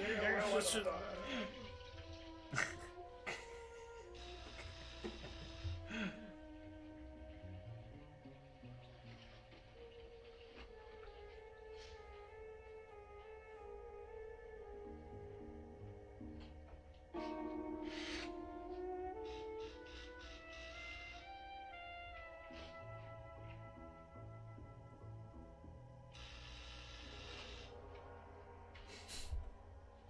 Pause.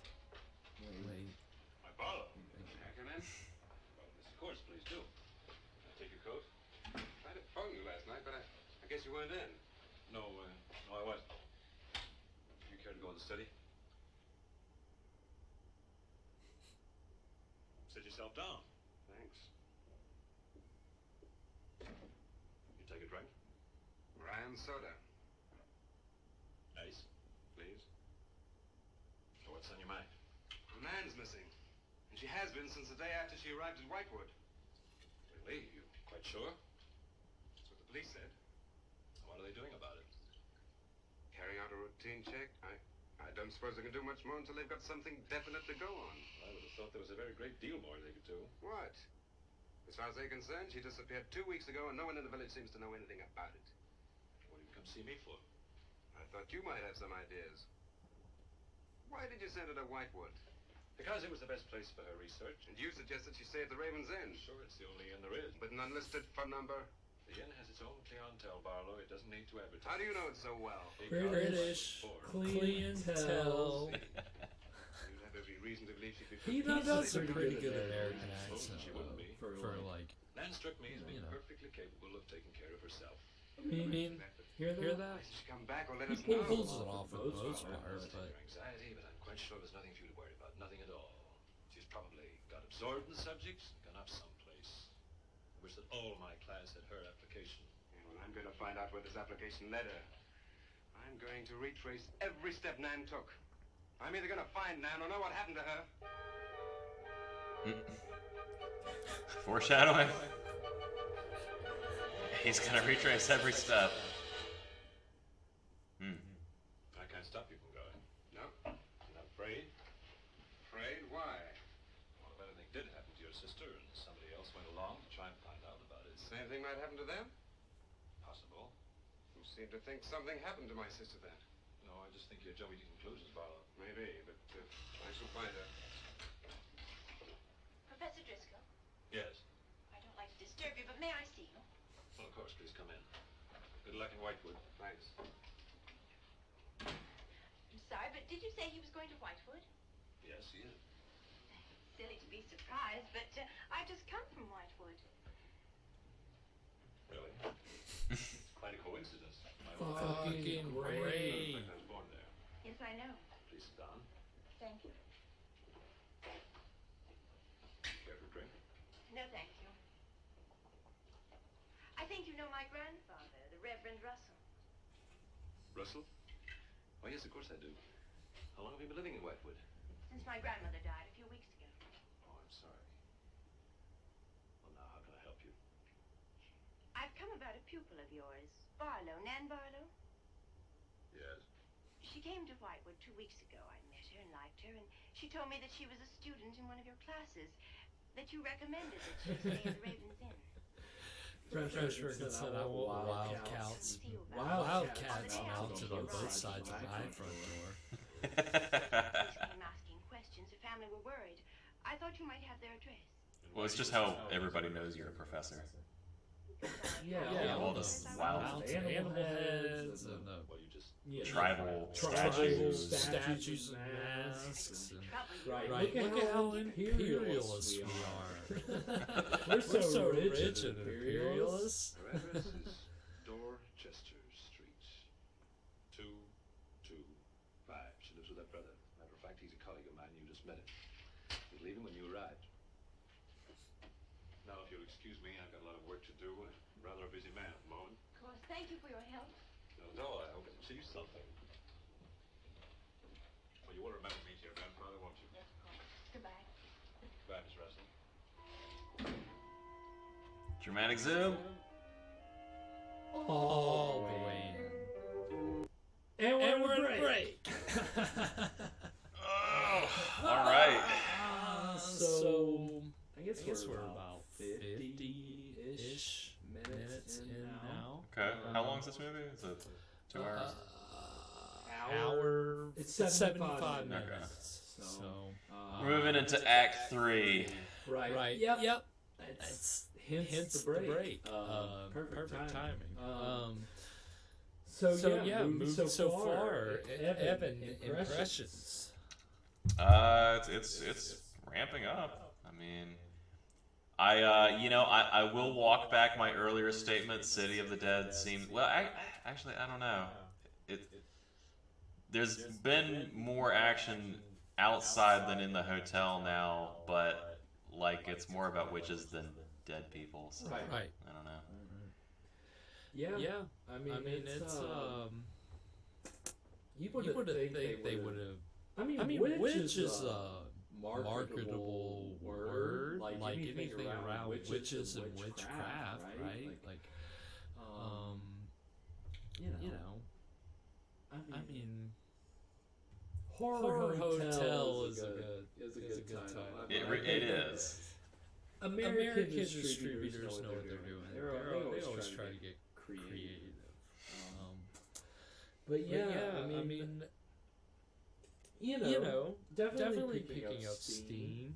I don't know.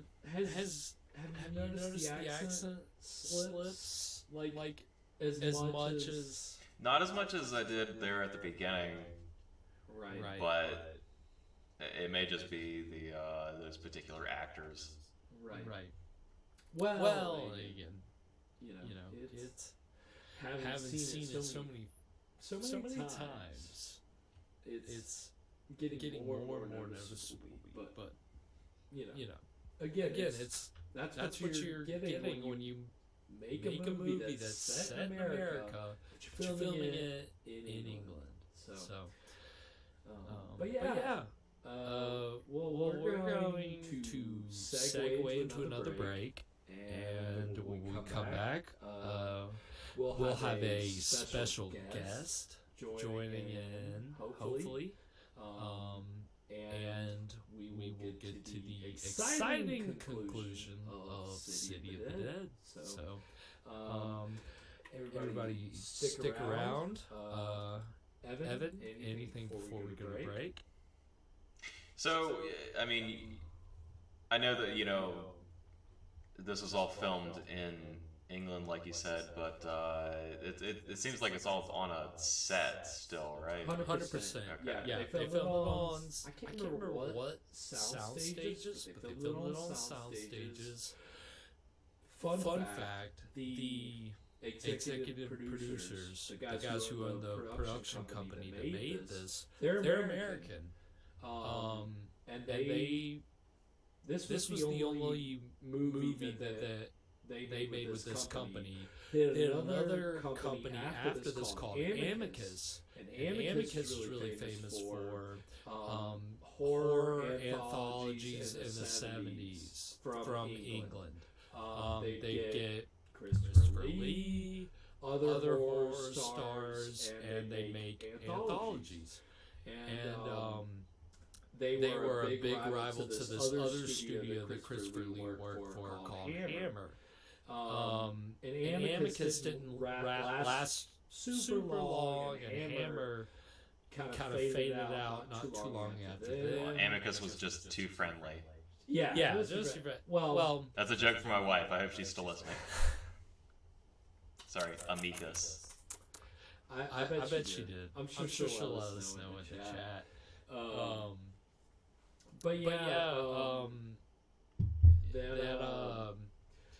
Christopher Lee worked for both companies, and Hammer is around still. They're making horror movies, putting horror movies out. They just got partnered with somebody, and they're gonna put out remakes of their old movies, put out new movies. So that'll be cool.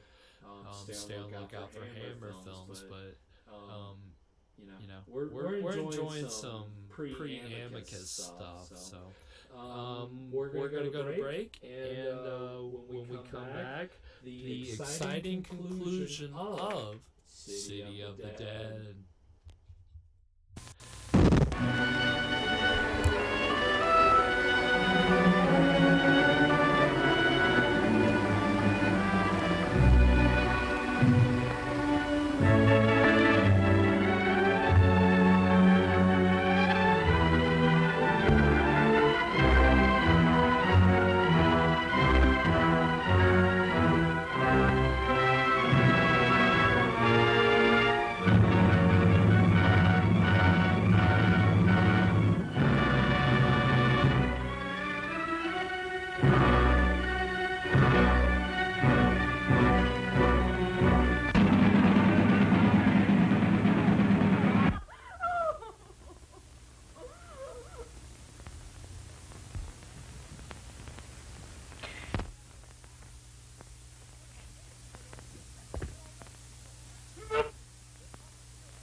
Dr. Miracle, in the Rue Morgue, is guilty of 4 murders so far this week, and by now perhaps a 5th.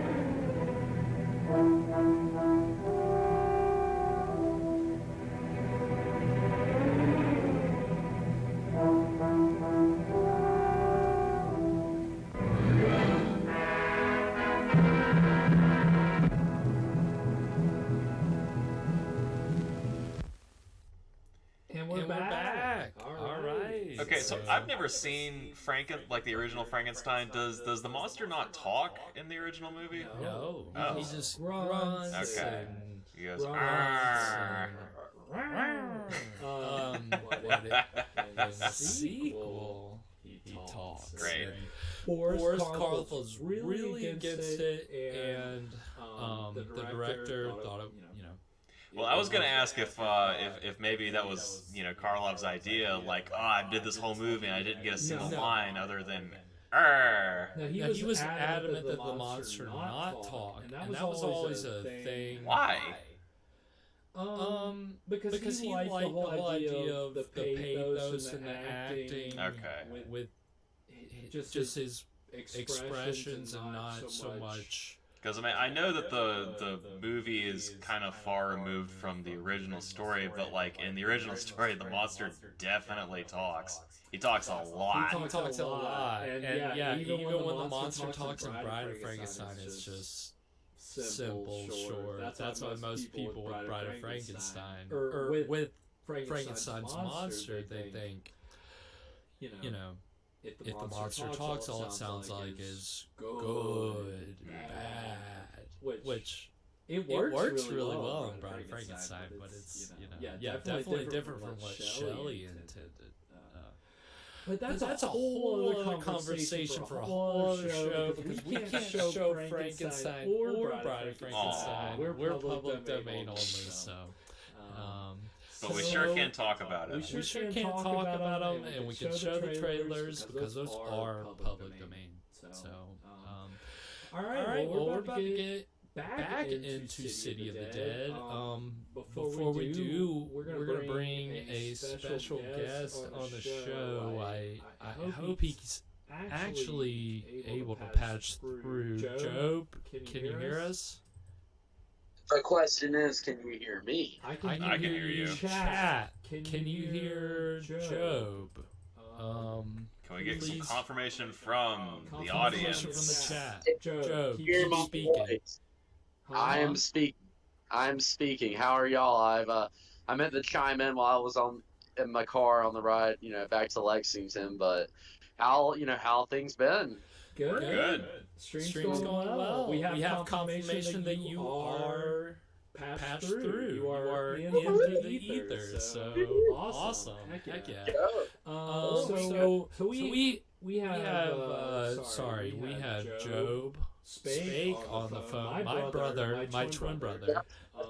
You almost forgot my last name there. I'm sorry. Yeah, I'm just so used to calling you Job. That's it. But yeah, so how you doing, Job? Right now about an hour out from getting back home in Lexington, so not too bad. Yeah. I wish I'd been able to get on the road a lot sooner and been with you guys on the stream, and I apologize. No, you're good. We're happy to have you now. Yeah. So you called to tell us a little bit of trivia related to this movie and one of the actors in the movie. So what do you have for us, Joe? The actor in the movie. I mean, by far the biggest name in that movie, Christopher Lee. There's a lot of speculation about his war record, and you see a lot of memes, things on Facebook, quotes about, by Christopher Lee, especially, regarding Lord of the Rings. I believe it's the Two Towers, if I'm not mistaken. Please don't shoot me. But I think the biggest thing about Christopher Lee's war record is what he said to Peter Jackson allegedly on the set of Two Towers, where he brought up that, that's not how, paraphrase, that's not what it sounds like when you stab a man. So, in a lot of minds, Christopher Lee's a badass, and that is the truth. He's a very badass guy. I mean, a lot of things that people also don't know is that a lot of his family, a big side of his family is Italian, and they served in the Italian resistance during World War II. And Christopher Lee himself did serve in World War II. Just going by what I've read on Wikipedia, fortunately I've been able to go get any other sources, but Wikipedia has sources there. People do proofread those pages, but the best I've been able to gather is that he initially went off to Finland in 1940 during the Winter War when the Soviet Union invaded Finland. And like a lot of idealistic young men, he was moved by the conflict and went over there to serve. And unfortunately, he was seconded to, fortunately rather, seconded to to guard duty in the rear lines, away from the front line with Russia. And he said later that he knew how to shoot, but he didn't know how to ski, and he's happy he didn't go to the front line. And then he ostensibly stabbed a man, or was at least present for a stabbing. Well, I mean, the things that he witnessed during the war aren't really, things that he disclosed to people. I mean, nominally he was an intelligence officer with the RAF after he developed, I believe, some sort of nerve rupture or something in his eye that prevented him from completing his pilot training. So he went into RAF intelligence, which, there are a lot of different things with that. It's not just looking up at the sky, riding in planes. I mean, he was on the ground for a lot of the war. He followed a North African campaign. He went to Sicily during the Italian campaign. I believe, if I'm not mistaken, I think it was Battle of Monte Cassino or a different battle. He was seconded to a British Gurkha regiment. And so, he saw a lot of action during the war, action in the sense that, he was in the thick of it not fighting, no, probably not, I don't know. But, he was getting intelligence, relaying that to his squadron and to the other units that they were coordinating with. That way they could have successful operations. So he did play a pretty important part in the war effort. But, after he was done with his military career. Yeah. But he got defeated by the Ents, unfortunately. But some people will say that he served with the Special Operations Executive of the British government, which was the precursor to I don't know if it was the precursor to MI6, but it was definitely it was a very important wartime espionage organization. I couldn't verify that. I've also heard that he was part of the Long Range Desert Patrol Group, which wasn't the SAS, but it was definitely one of those organizations related to the Special Air Service during World War II.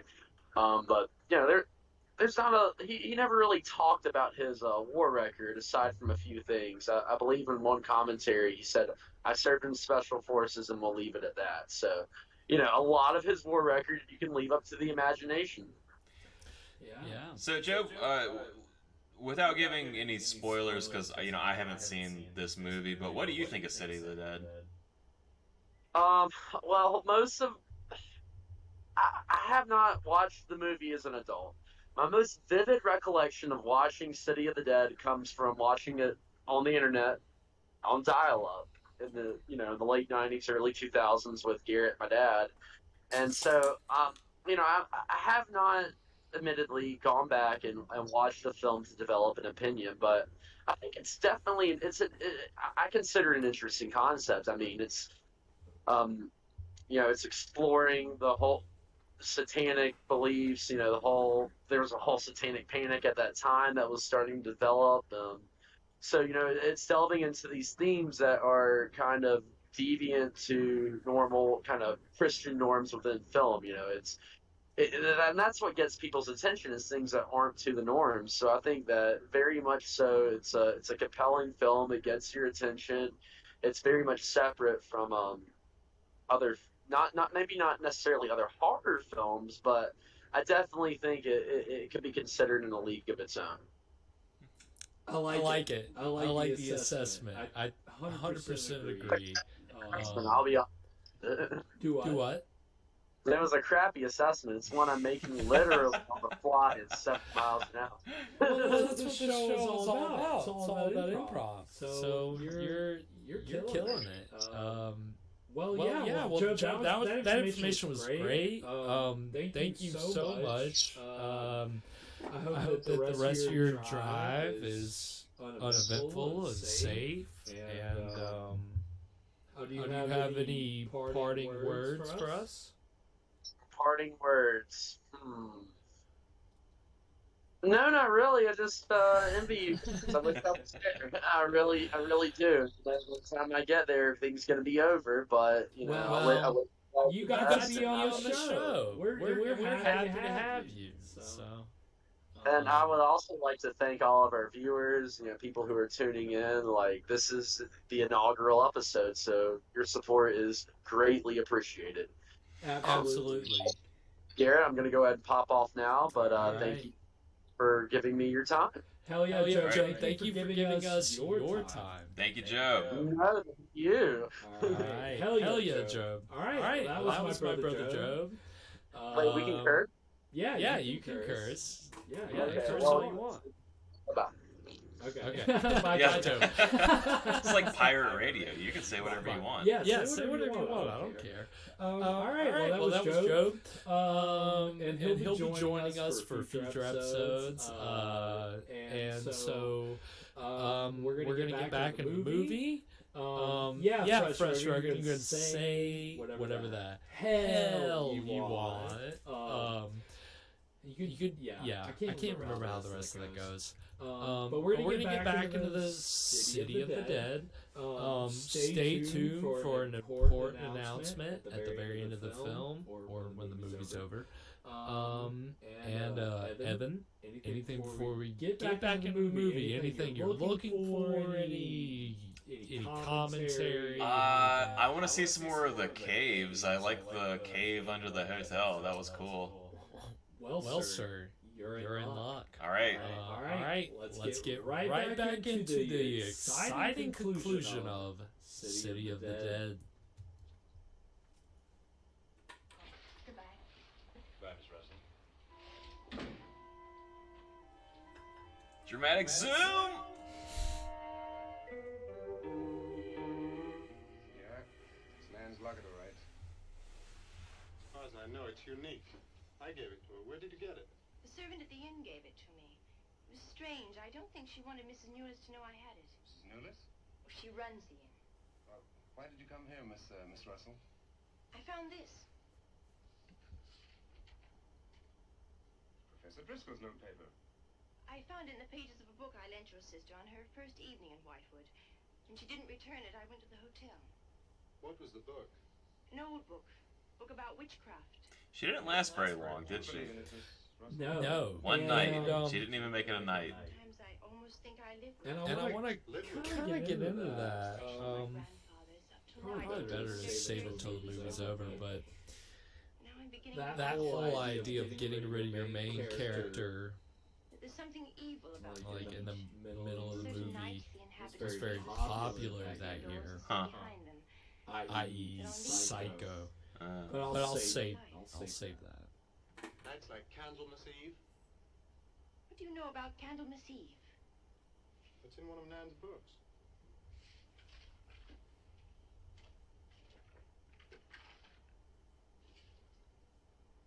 I don't believe it. Things like this don't happen today. In Whitewood, I wonder. I'm going to Whitewood tomorrow after classes. I can give you a lift. Thank you, but I must get back. I can't leave my grandfather alone. He's blind. May I come and see you when I arrive? I'd like to have I hope he's talk about okay. No! Like, he's good for 2 or 3 hours. Longer than that, I should probably have somebody babysit him, but...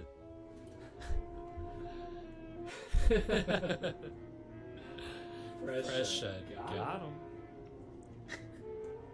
And yeah, that picture in that book, you should know what happened to Nan if you've seen that picture. Her brother and her boyfriend should have figured it out by now, but what do you do?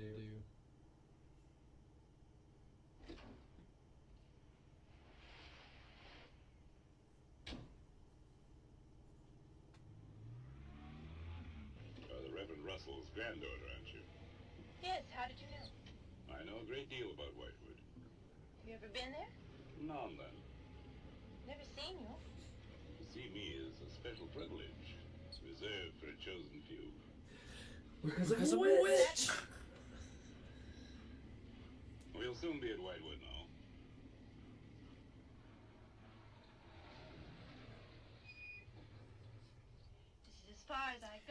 witness the town of Whitewood. Here you'll meet us. Here you'll meet a strange passenger, a passenger moving into the Twilight Zone. That was great, Evan. You was the perfect narrator voice. I always forget Living about that. descendant of those who are cursed. Somehow seems Sierra said that's a major Twilight Zone right there. Yeah. Girl picking up the random guy, but it's gone. Another day, And tomorrow, which is Picture Witches. Exactly.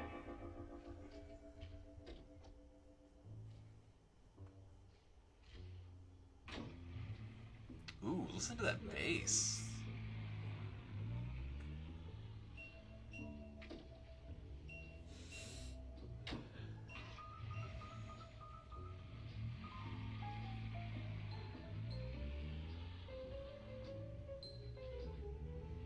Yeah, very where does the jazz score Yeah. come from all of a sudden? Yeah, out of Fresh Distracts Banks.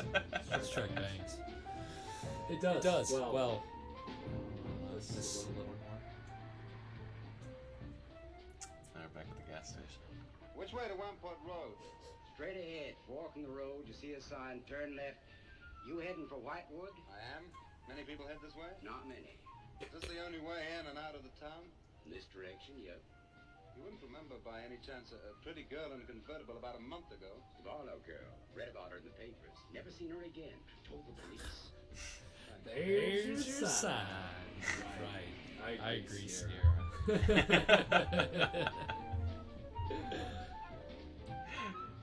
So are you here to buy gas or what? We're not calling the gas station dude for nothing.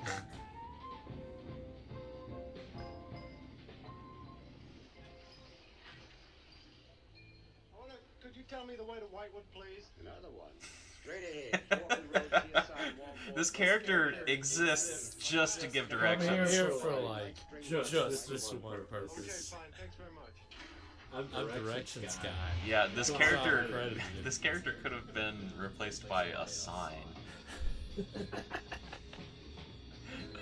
And somebody just turns it the other way. Yeah.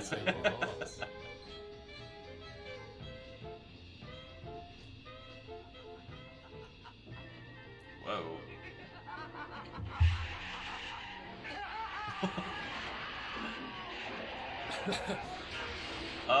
Okay. So how did they do that shot back then? Like through the windshield? Because they didn't have stuff like green screen back then, did they? Well, they had rear projection, but I don't think that was rear projection. I think that was some kind of an overlay. They could do overlays back then, so you could put an overlay and it could zoom in. But if they did that on set, it would have been rear projection. But I don't think it was on set. But rear projection is where you just put a projector behind the screen and it projects whatever background. It's usually how they did cars back then. Okay, yeah.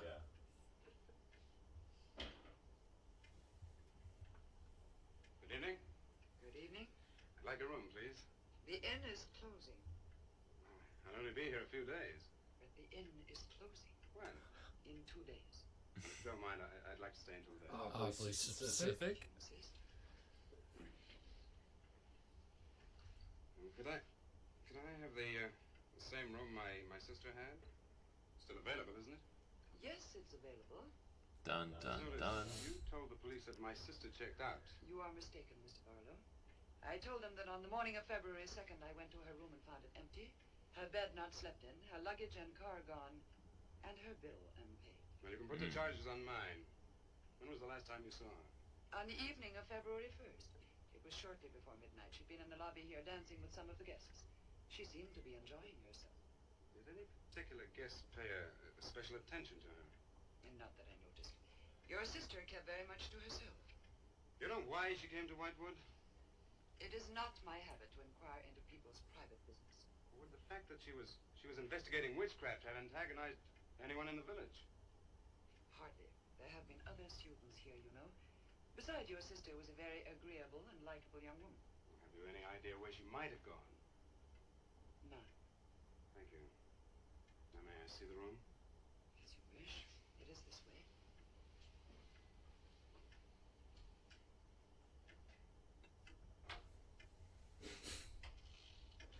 Again. I've been on acid, yeah.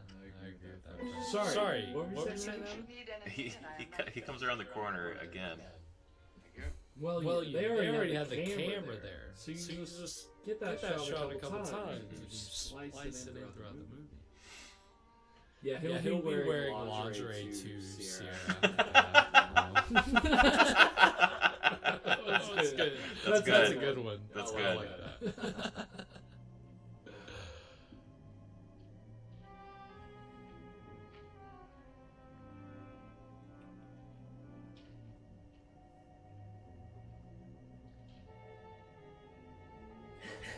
Fresh said, I want to see his strap socks. It's definitely got those high bitch straps for sure. Got the sock garters. What are those things called? Pant stays? Or whatever that, like, I don't know, Job would know. Job had to wear them for military stuff. Oh, I don't know.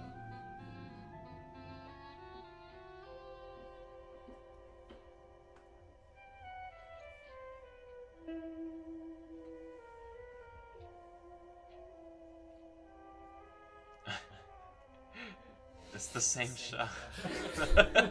All right. Man, now you get out. Now, yeah. Come in here. It's economical. These are low budget movies we're showing on this program. Okay, that's how you get by. The nature of low budget filmmaking. They're still nice sets, though. So glad you've come. Oh yeah. Car outside the Ravens earlier. I wondered what had happened to you. Is he gonna borrow the book too? And then I took a walk around the village. Find out anything? Everyone here seems to be afraid of something. You don't think it's just my imagination?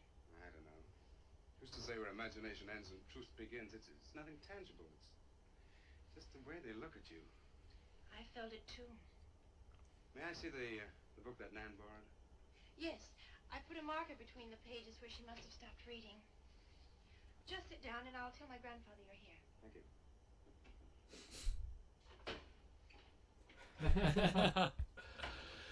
Well, Sierra, she did not return her library book. It was actually the work of a good librarian. Which I know you can appreciate. Nan got killed, so she couldn't return the book, but the librarian was determined to find the book. Like, I thought she was a nice girl, so I didn't think she would just not return it. So I was gonna find it. And now she's helping them investigate. So good librarian work equals good detective work, per this movie.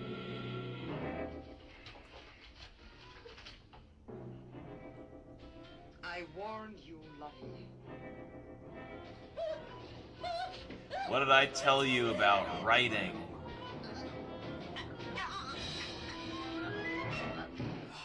Jeez. Damn. Intense. Yeah.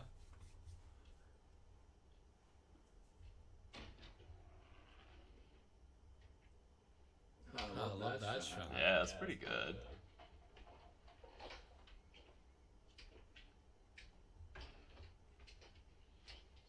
Grandfather, this is Mr. Barlow. How do you do, sir? God be with you. Shall we sit where we'll be more comfortable? Here's your chair, Grandfather. You must be tired. I am very tired. I have little strength left these days for the fight. Won't you sit down? I'll make some coffee. Fight against what, Mr. Russell? Against the evil that besets this village. The people are creatures of the devil. They know no other god. You mean they worship Satan here? Today? Satanism was never stronger than at the present time. For 200 years, the people of Whitewood have carried out rituals that mock the churches. Precious is a mermaid man. Do not doubt, my son. It is real. Evil. Their master took away my sight. That's great. I love tried that. to convince others. They too found it unbelievable. But I know these people have a pact with the devil to worship him and do his works. In return, he gives them eternal life. Eternal life? Aye. And to seal this bargain, they must... It's the 60s. They're just listening to rock music. These villagers are down with the devil. Candlemas Eve. These goddamn villagers. Candlemas Eve. That's February the 1st. And when is the Witch's Sabbath? Tonight. Now you know why I came to see you. I had no idea it was so late. May I have a rain check on the coffee? I'd like to have a few words with Miss Nulis again. Of course. Good night, sir. Good night. I'll see you to the door. God be with us. Well, Miss Russell, do you think that Nan's disappearance is connected in some way with these witches' ceremonies? Yes, Well, I'd like to come back later if I may. please do. And my name is Pat. Well, mine's Richard. I think I feel better now you're here. Well, I'm going to stay until I find out what's happened to Nan. Take care.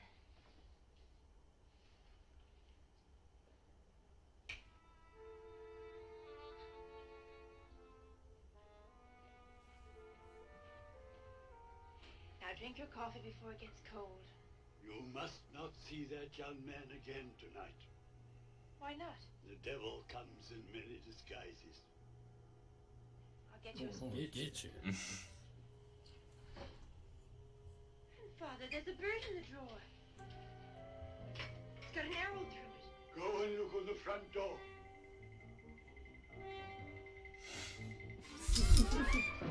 That was the extent of sex ed. I agree, Sierra. Shut the door! Shut the door! Quick! Grandfather, what does it mean? Now listen, my darling. This is their sign. The witch's sign. What can we do? We must leave here. Leave here immediately.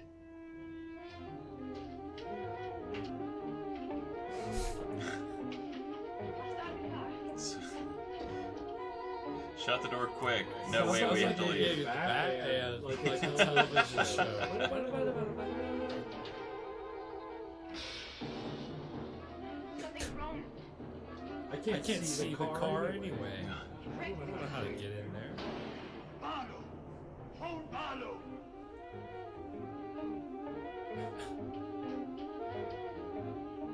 Hello? Hello? Hello, I want the Ravens Inn.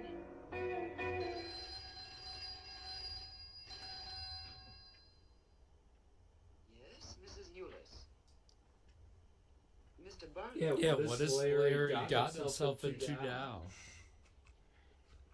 It's definitely some new I curve. think I'm in terrible danger. We've got to leave Whitewood at once. Danger? But from what? We've got to leave. Pat! Please help me! Patricia! Pat!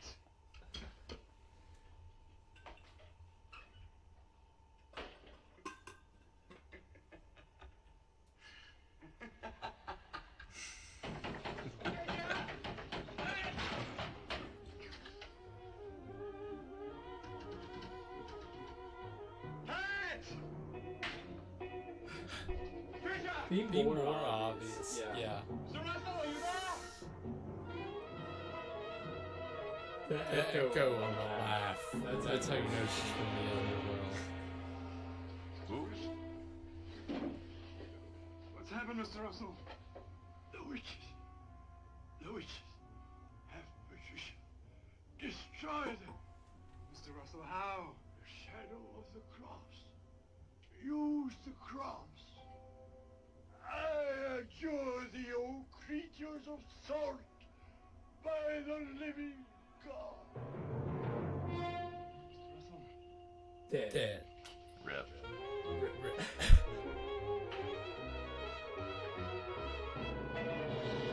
Whoa. Maitland! Maitland, what's happened?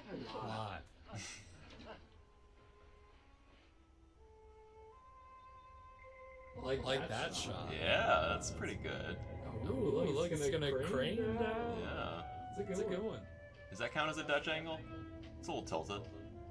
Yeah, it's definitely a little Dutch for sure. Yeah, Adam, if we can only get monologues, we're gonna die. Like right before. That's how I always thought. That you die, you gave a monologue, and then you die.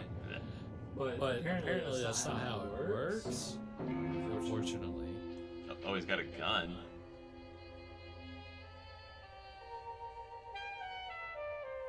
Sierra's got her monologue prepared, just in case. So I know you'll take comfort in that. Patricia!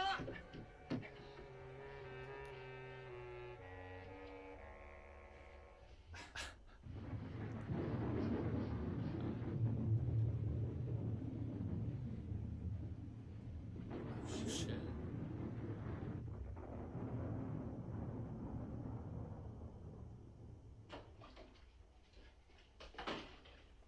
Hello.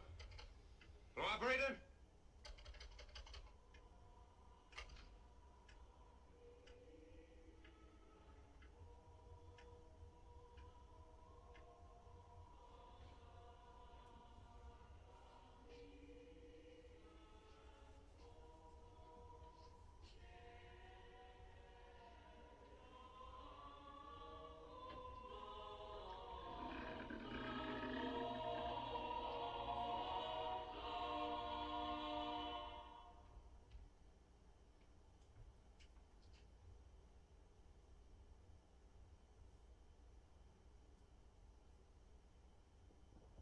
Yeah, here we go. Back into the creepy cave. What's stronger, a witch or a gun? Well, a witch could be stronger. This movie will show you, but most movies don't give enough credit to the gun. Just that's it. You can be over, but they always find a reason not to shoot. Something happens. Like probably right now, something's about to happen. So I'll shut up.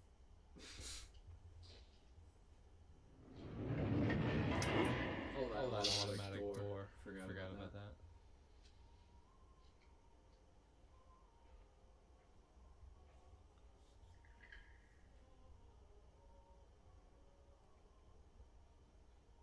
Yeah. He does shoot the. No, Adam. I'm not gonna say it. Too topical. Too soon. No, Alec Baldwin's here. That's all I'm gonna say.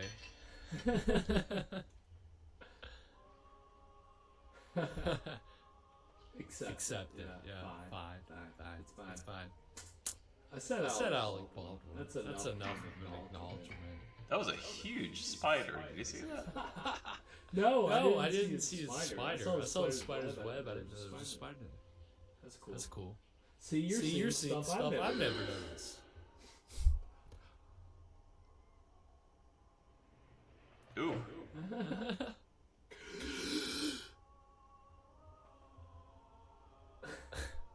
She's not quite dead.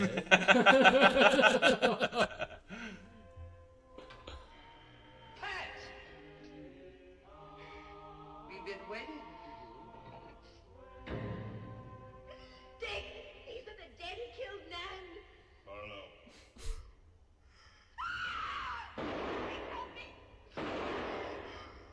He did shoot. I was wrong. I forgot about that.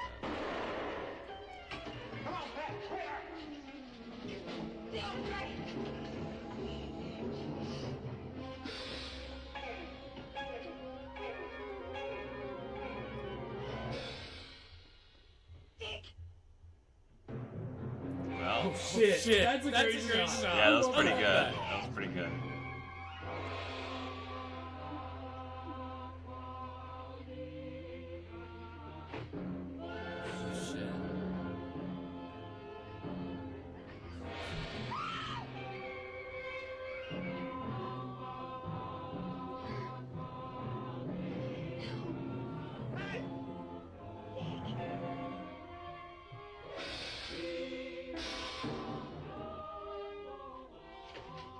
shit. Still alive.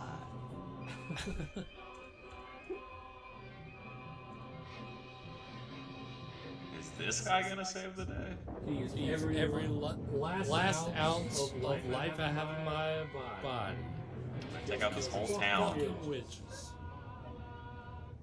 Yeah, the whole town is 12 people, so that's the city of the dead. They never say it in the movie. Because this is the city of the dead. Said it.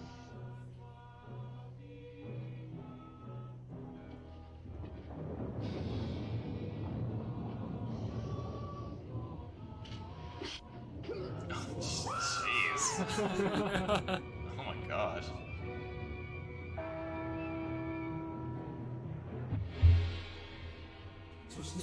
Yeah, that's great. That's good. That's wonderful detail. I wonder what they did. Did they really have him like scratch through the paint on that, or did they coat it with something? I wonder. I don't know. That's great.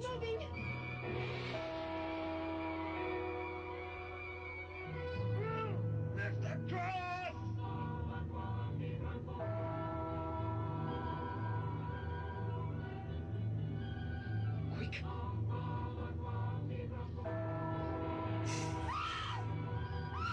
It's a little pocket. Yeah, Take him out.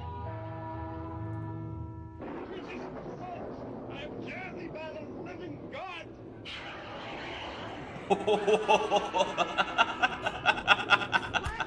Holy shit!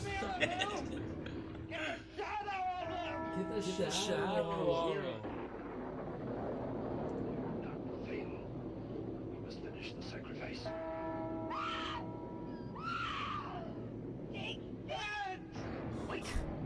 Wait for the hour of 13. This plot device. We have to wait for it.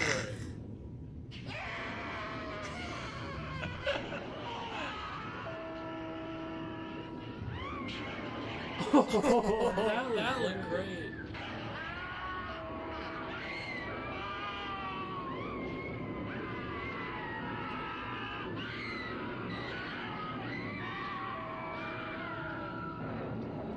So back, I mean, like nowadays we have like fireproof stuff. Did they have that back then? Yeah. Okay. Oh yeah.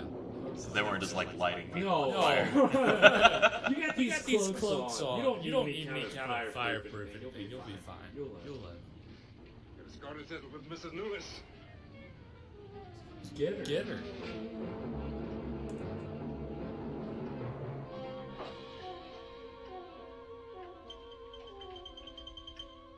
Yeah, but they were asbestos suits. That's definitely flame retardant for sure.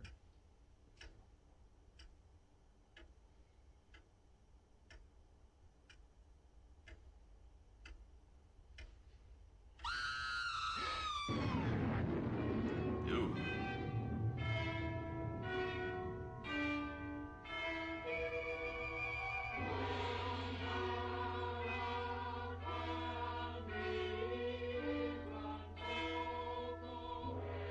Shepperton. That's what Shepperton's a big.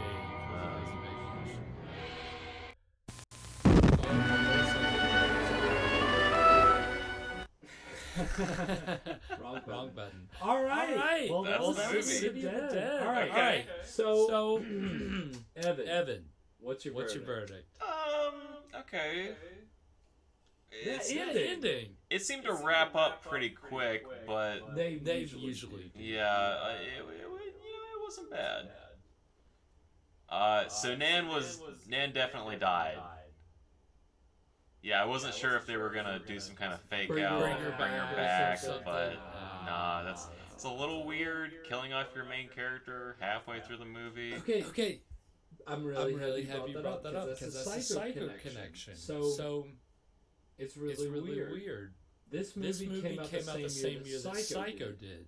This actually came out before Psycho. They were filmed around the same time. But Psycho's got a similar thing where the lead female character is killed 30 to 40 minutes into the movie. And there's there's actually a lot of parallels between this movie and Psycho. The endings are very similar. Have you seen Psycho? I've seen a little bit of it, but not really. So spoiler alert! If you, I can't say that. If you haven't seen Psycho, the ending, Norman Bates is a psycho. His mother is a skeleton that he keeps in his basement. At the end of that movie, a woman character turns around the mother, thinking it's a woman, and then sees that it's a skull and freaks out.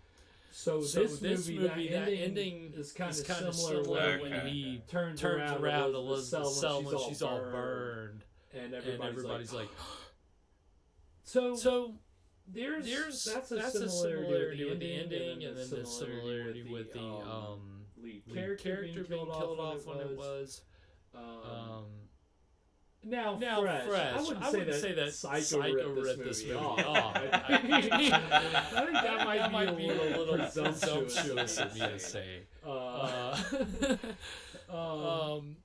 I mean, you know. I don't know, it's weird. Hitchcock was a British director filming Psycho in America. And he filmed it at Shepperton with a bunch of British actors doing American accents. Well, he filmed. Yeah. Well, he's a British director filming an American movie in America. Then you have these American producers filming an American movie in England with English actors. So there's like a weird. I don't know how there ended up being synchronicities at the end of the day. That's what you can chalk it up to. Yeah. I'm saying Psycho's uncreative. Adam. That's exactly what I'm saying. This is a hot take tonight. Sucks. All right. Psycho blows. No. But there are parallels, and it's important. Again. That's the cool thing. It's a public domain movie. You've never seen this. Most of you haven't seen this. You're not going to see this in a lot of places. But when you hear, this movie came out at the same time as Psycho and has a lot of parallels. It's some cool trivia at the very least. Direct quote. Psycho blows. Yeah, that's right. No. I love Psycho. And I love Hitchcock. There's plenty of things you can say about Hitchcock that are good in his movies than are not good. But Psycho's a great movie. And this is a good movie too. That's the whole point. Is that I think this again. We talked at the beginning of the program. And if you're just joining us, started back from the beginning when we talked about this. But that's the whole point of this program is that you're getting this perspective, this context that makes you view other things of pop culture differently. It's cool. It's different. I thought that Christopher Lee's character was going to play a bigger part. Like, I know that back then he was maybe just starting out, but you saw him at the end, right? No, was he there? He was. So it's probably hard to tell because he's wearing. Yeah, I feel like a lot of that ending I just missed. But you can even see him during the part where Nan gets killed. Okay. Like so he's there. I always thought it was weird because there's a shot later on where he steps out of the shadow and you see it's his face. And they make it like a big moment. But when Nan's being killed earlier in the movie, there's light on his face. You can see it's clearly him. So I don't know if they were trying to conceal it and then reveal him later. But he's one of the members of the witches cult. Okay. And again, that's why all movies, most movies deserve multiple watches. I mean, I can only advocate for that because I've watched this movie a billion times. I've watched most of the movies we'll see on the show a billion times. So, I mean, I don't know. But yeah, I mean, what else? Evan? Any other thoughts? Christopher Lee. Again, it's hard to miss him with the cloak over his face. So.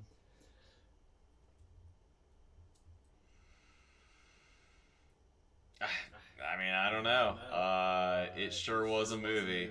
It was. And most of what we show on here will be movies. So. Well, again, tonight's restoration was brought to us by Golden Age Classics Entertainment. Check them out. Go to their YouTube page. They've got a TikTok. They're a non-profit. If you go to your website, check out more about their mission. If you believe in it, want to promote it, support it, they've got a Patreon, they've got a GoFundMe. They're doing some amazing work. We only showed this movie in 1080 tonight. You can go on YouTube and watch that 4K right now, and I can't. The 4K restorations they're doing are like mind blowing. I can't advocate for them enough. And so if you like that movie, and maybe we were a little distracted, and you want to watch that again, go to Golden Age Classics Entertainment YouTube page. Check it out. Again, plenty of stuff that's not horror. But that was the first episode of the Scream. I hope you guys enjoyed it. Final verdict. Not bad. Final verdict, not bad. That's what I like to hear. It'll get a lot worse for you. And for you at home. Because I'm sure most of you are like Evan here. You're gonna see seeing these movies for the first time, and you're gonna be like, what the fuck is happening? Yeah, what did I just watch, man? So special announcement, just for what you guys know, we are also going to be doing some mini-sodes on Wednesday nights at 9 p.m. They're going to be very low key. We're going to be broadcasting some public domain television episodes of like mystery and horror and science fiction series. There's a great show called One Step Beyond. That's like a Twilight Zone. Honestly, it's the same thing as with City of the Dead. It came out at the same time as Twilight Zone. Like they premiered at the same time. There's so many parallels. And so it's hard to tell. And nobody's ever heard of it. Right.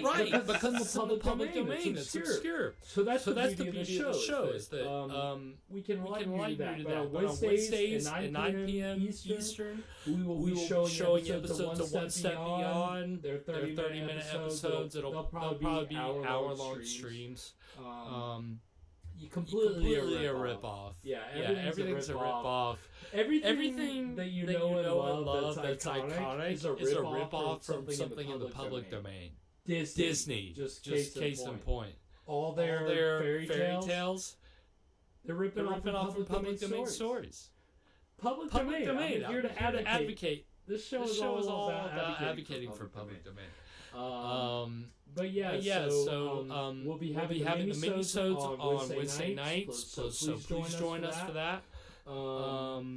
Next week, should I go ahead and tell them what next week's give us a sneak peek. Should I save it?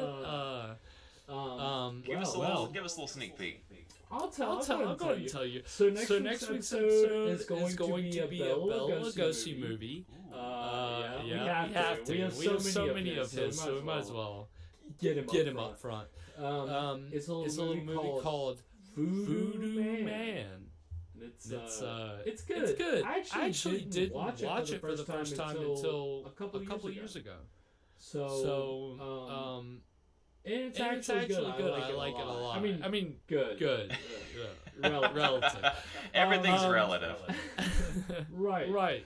But no. I mean, it's fun. It's got some other horror actors in it that are very famous to the horror community in the horror community. So I think it'll be a lot of fun.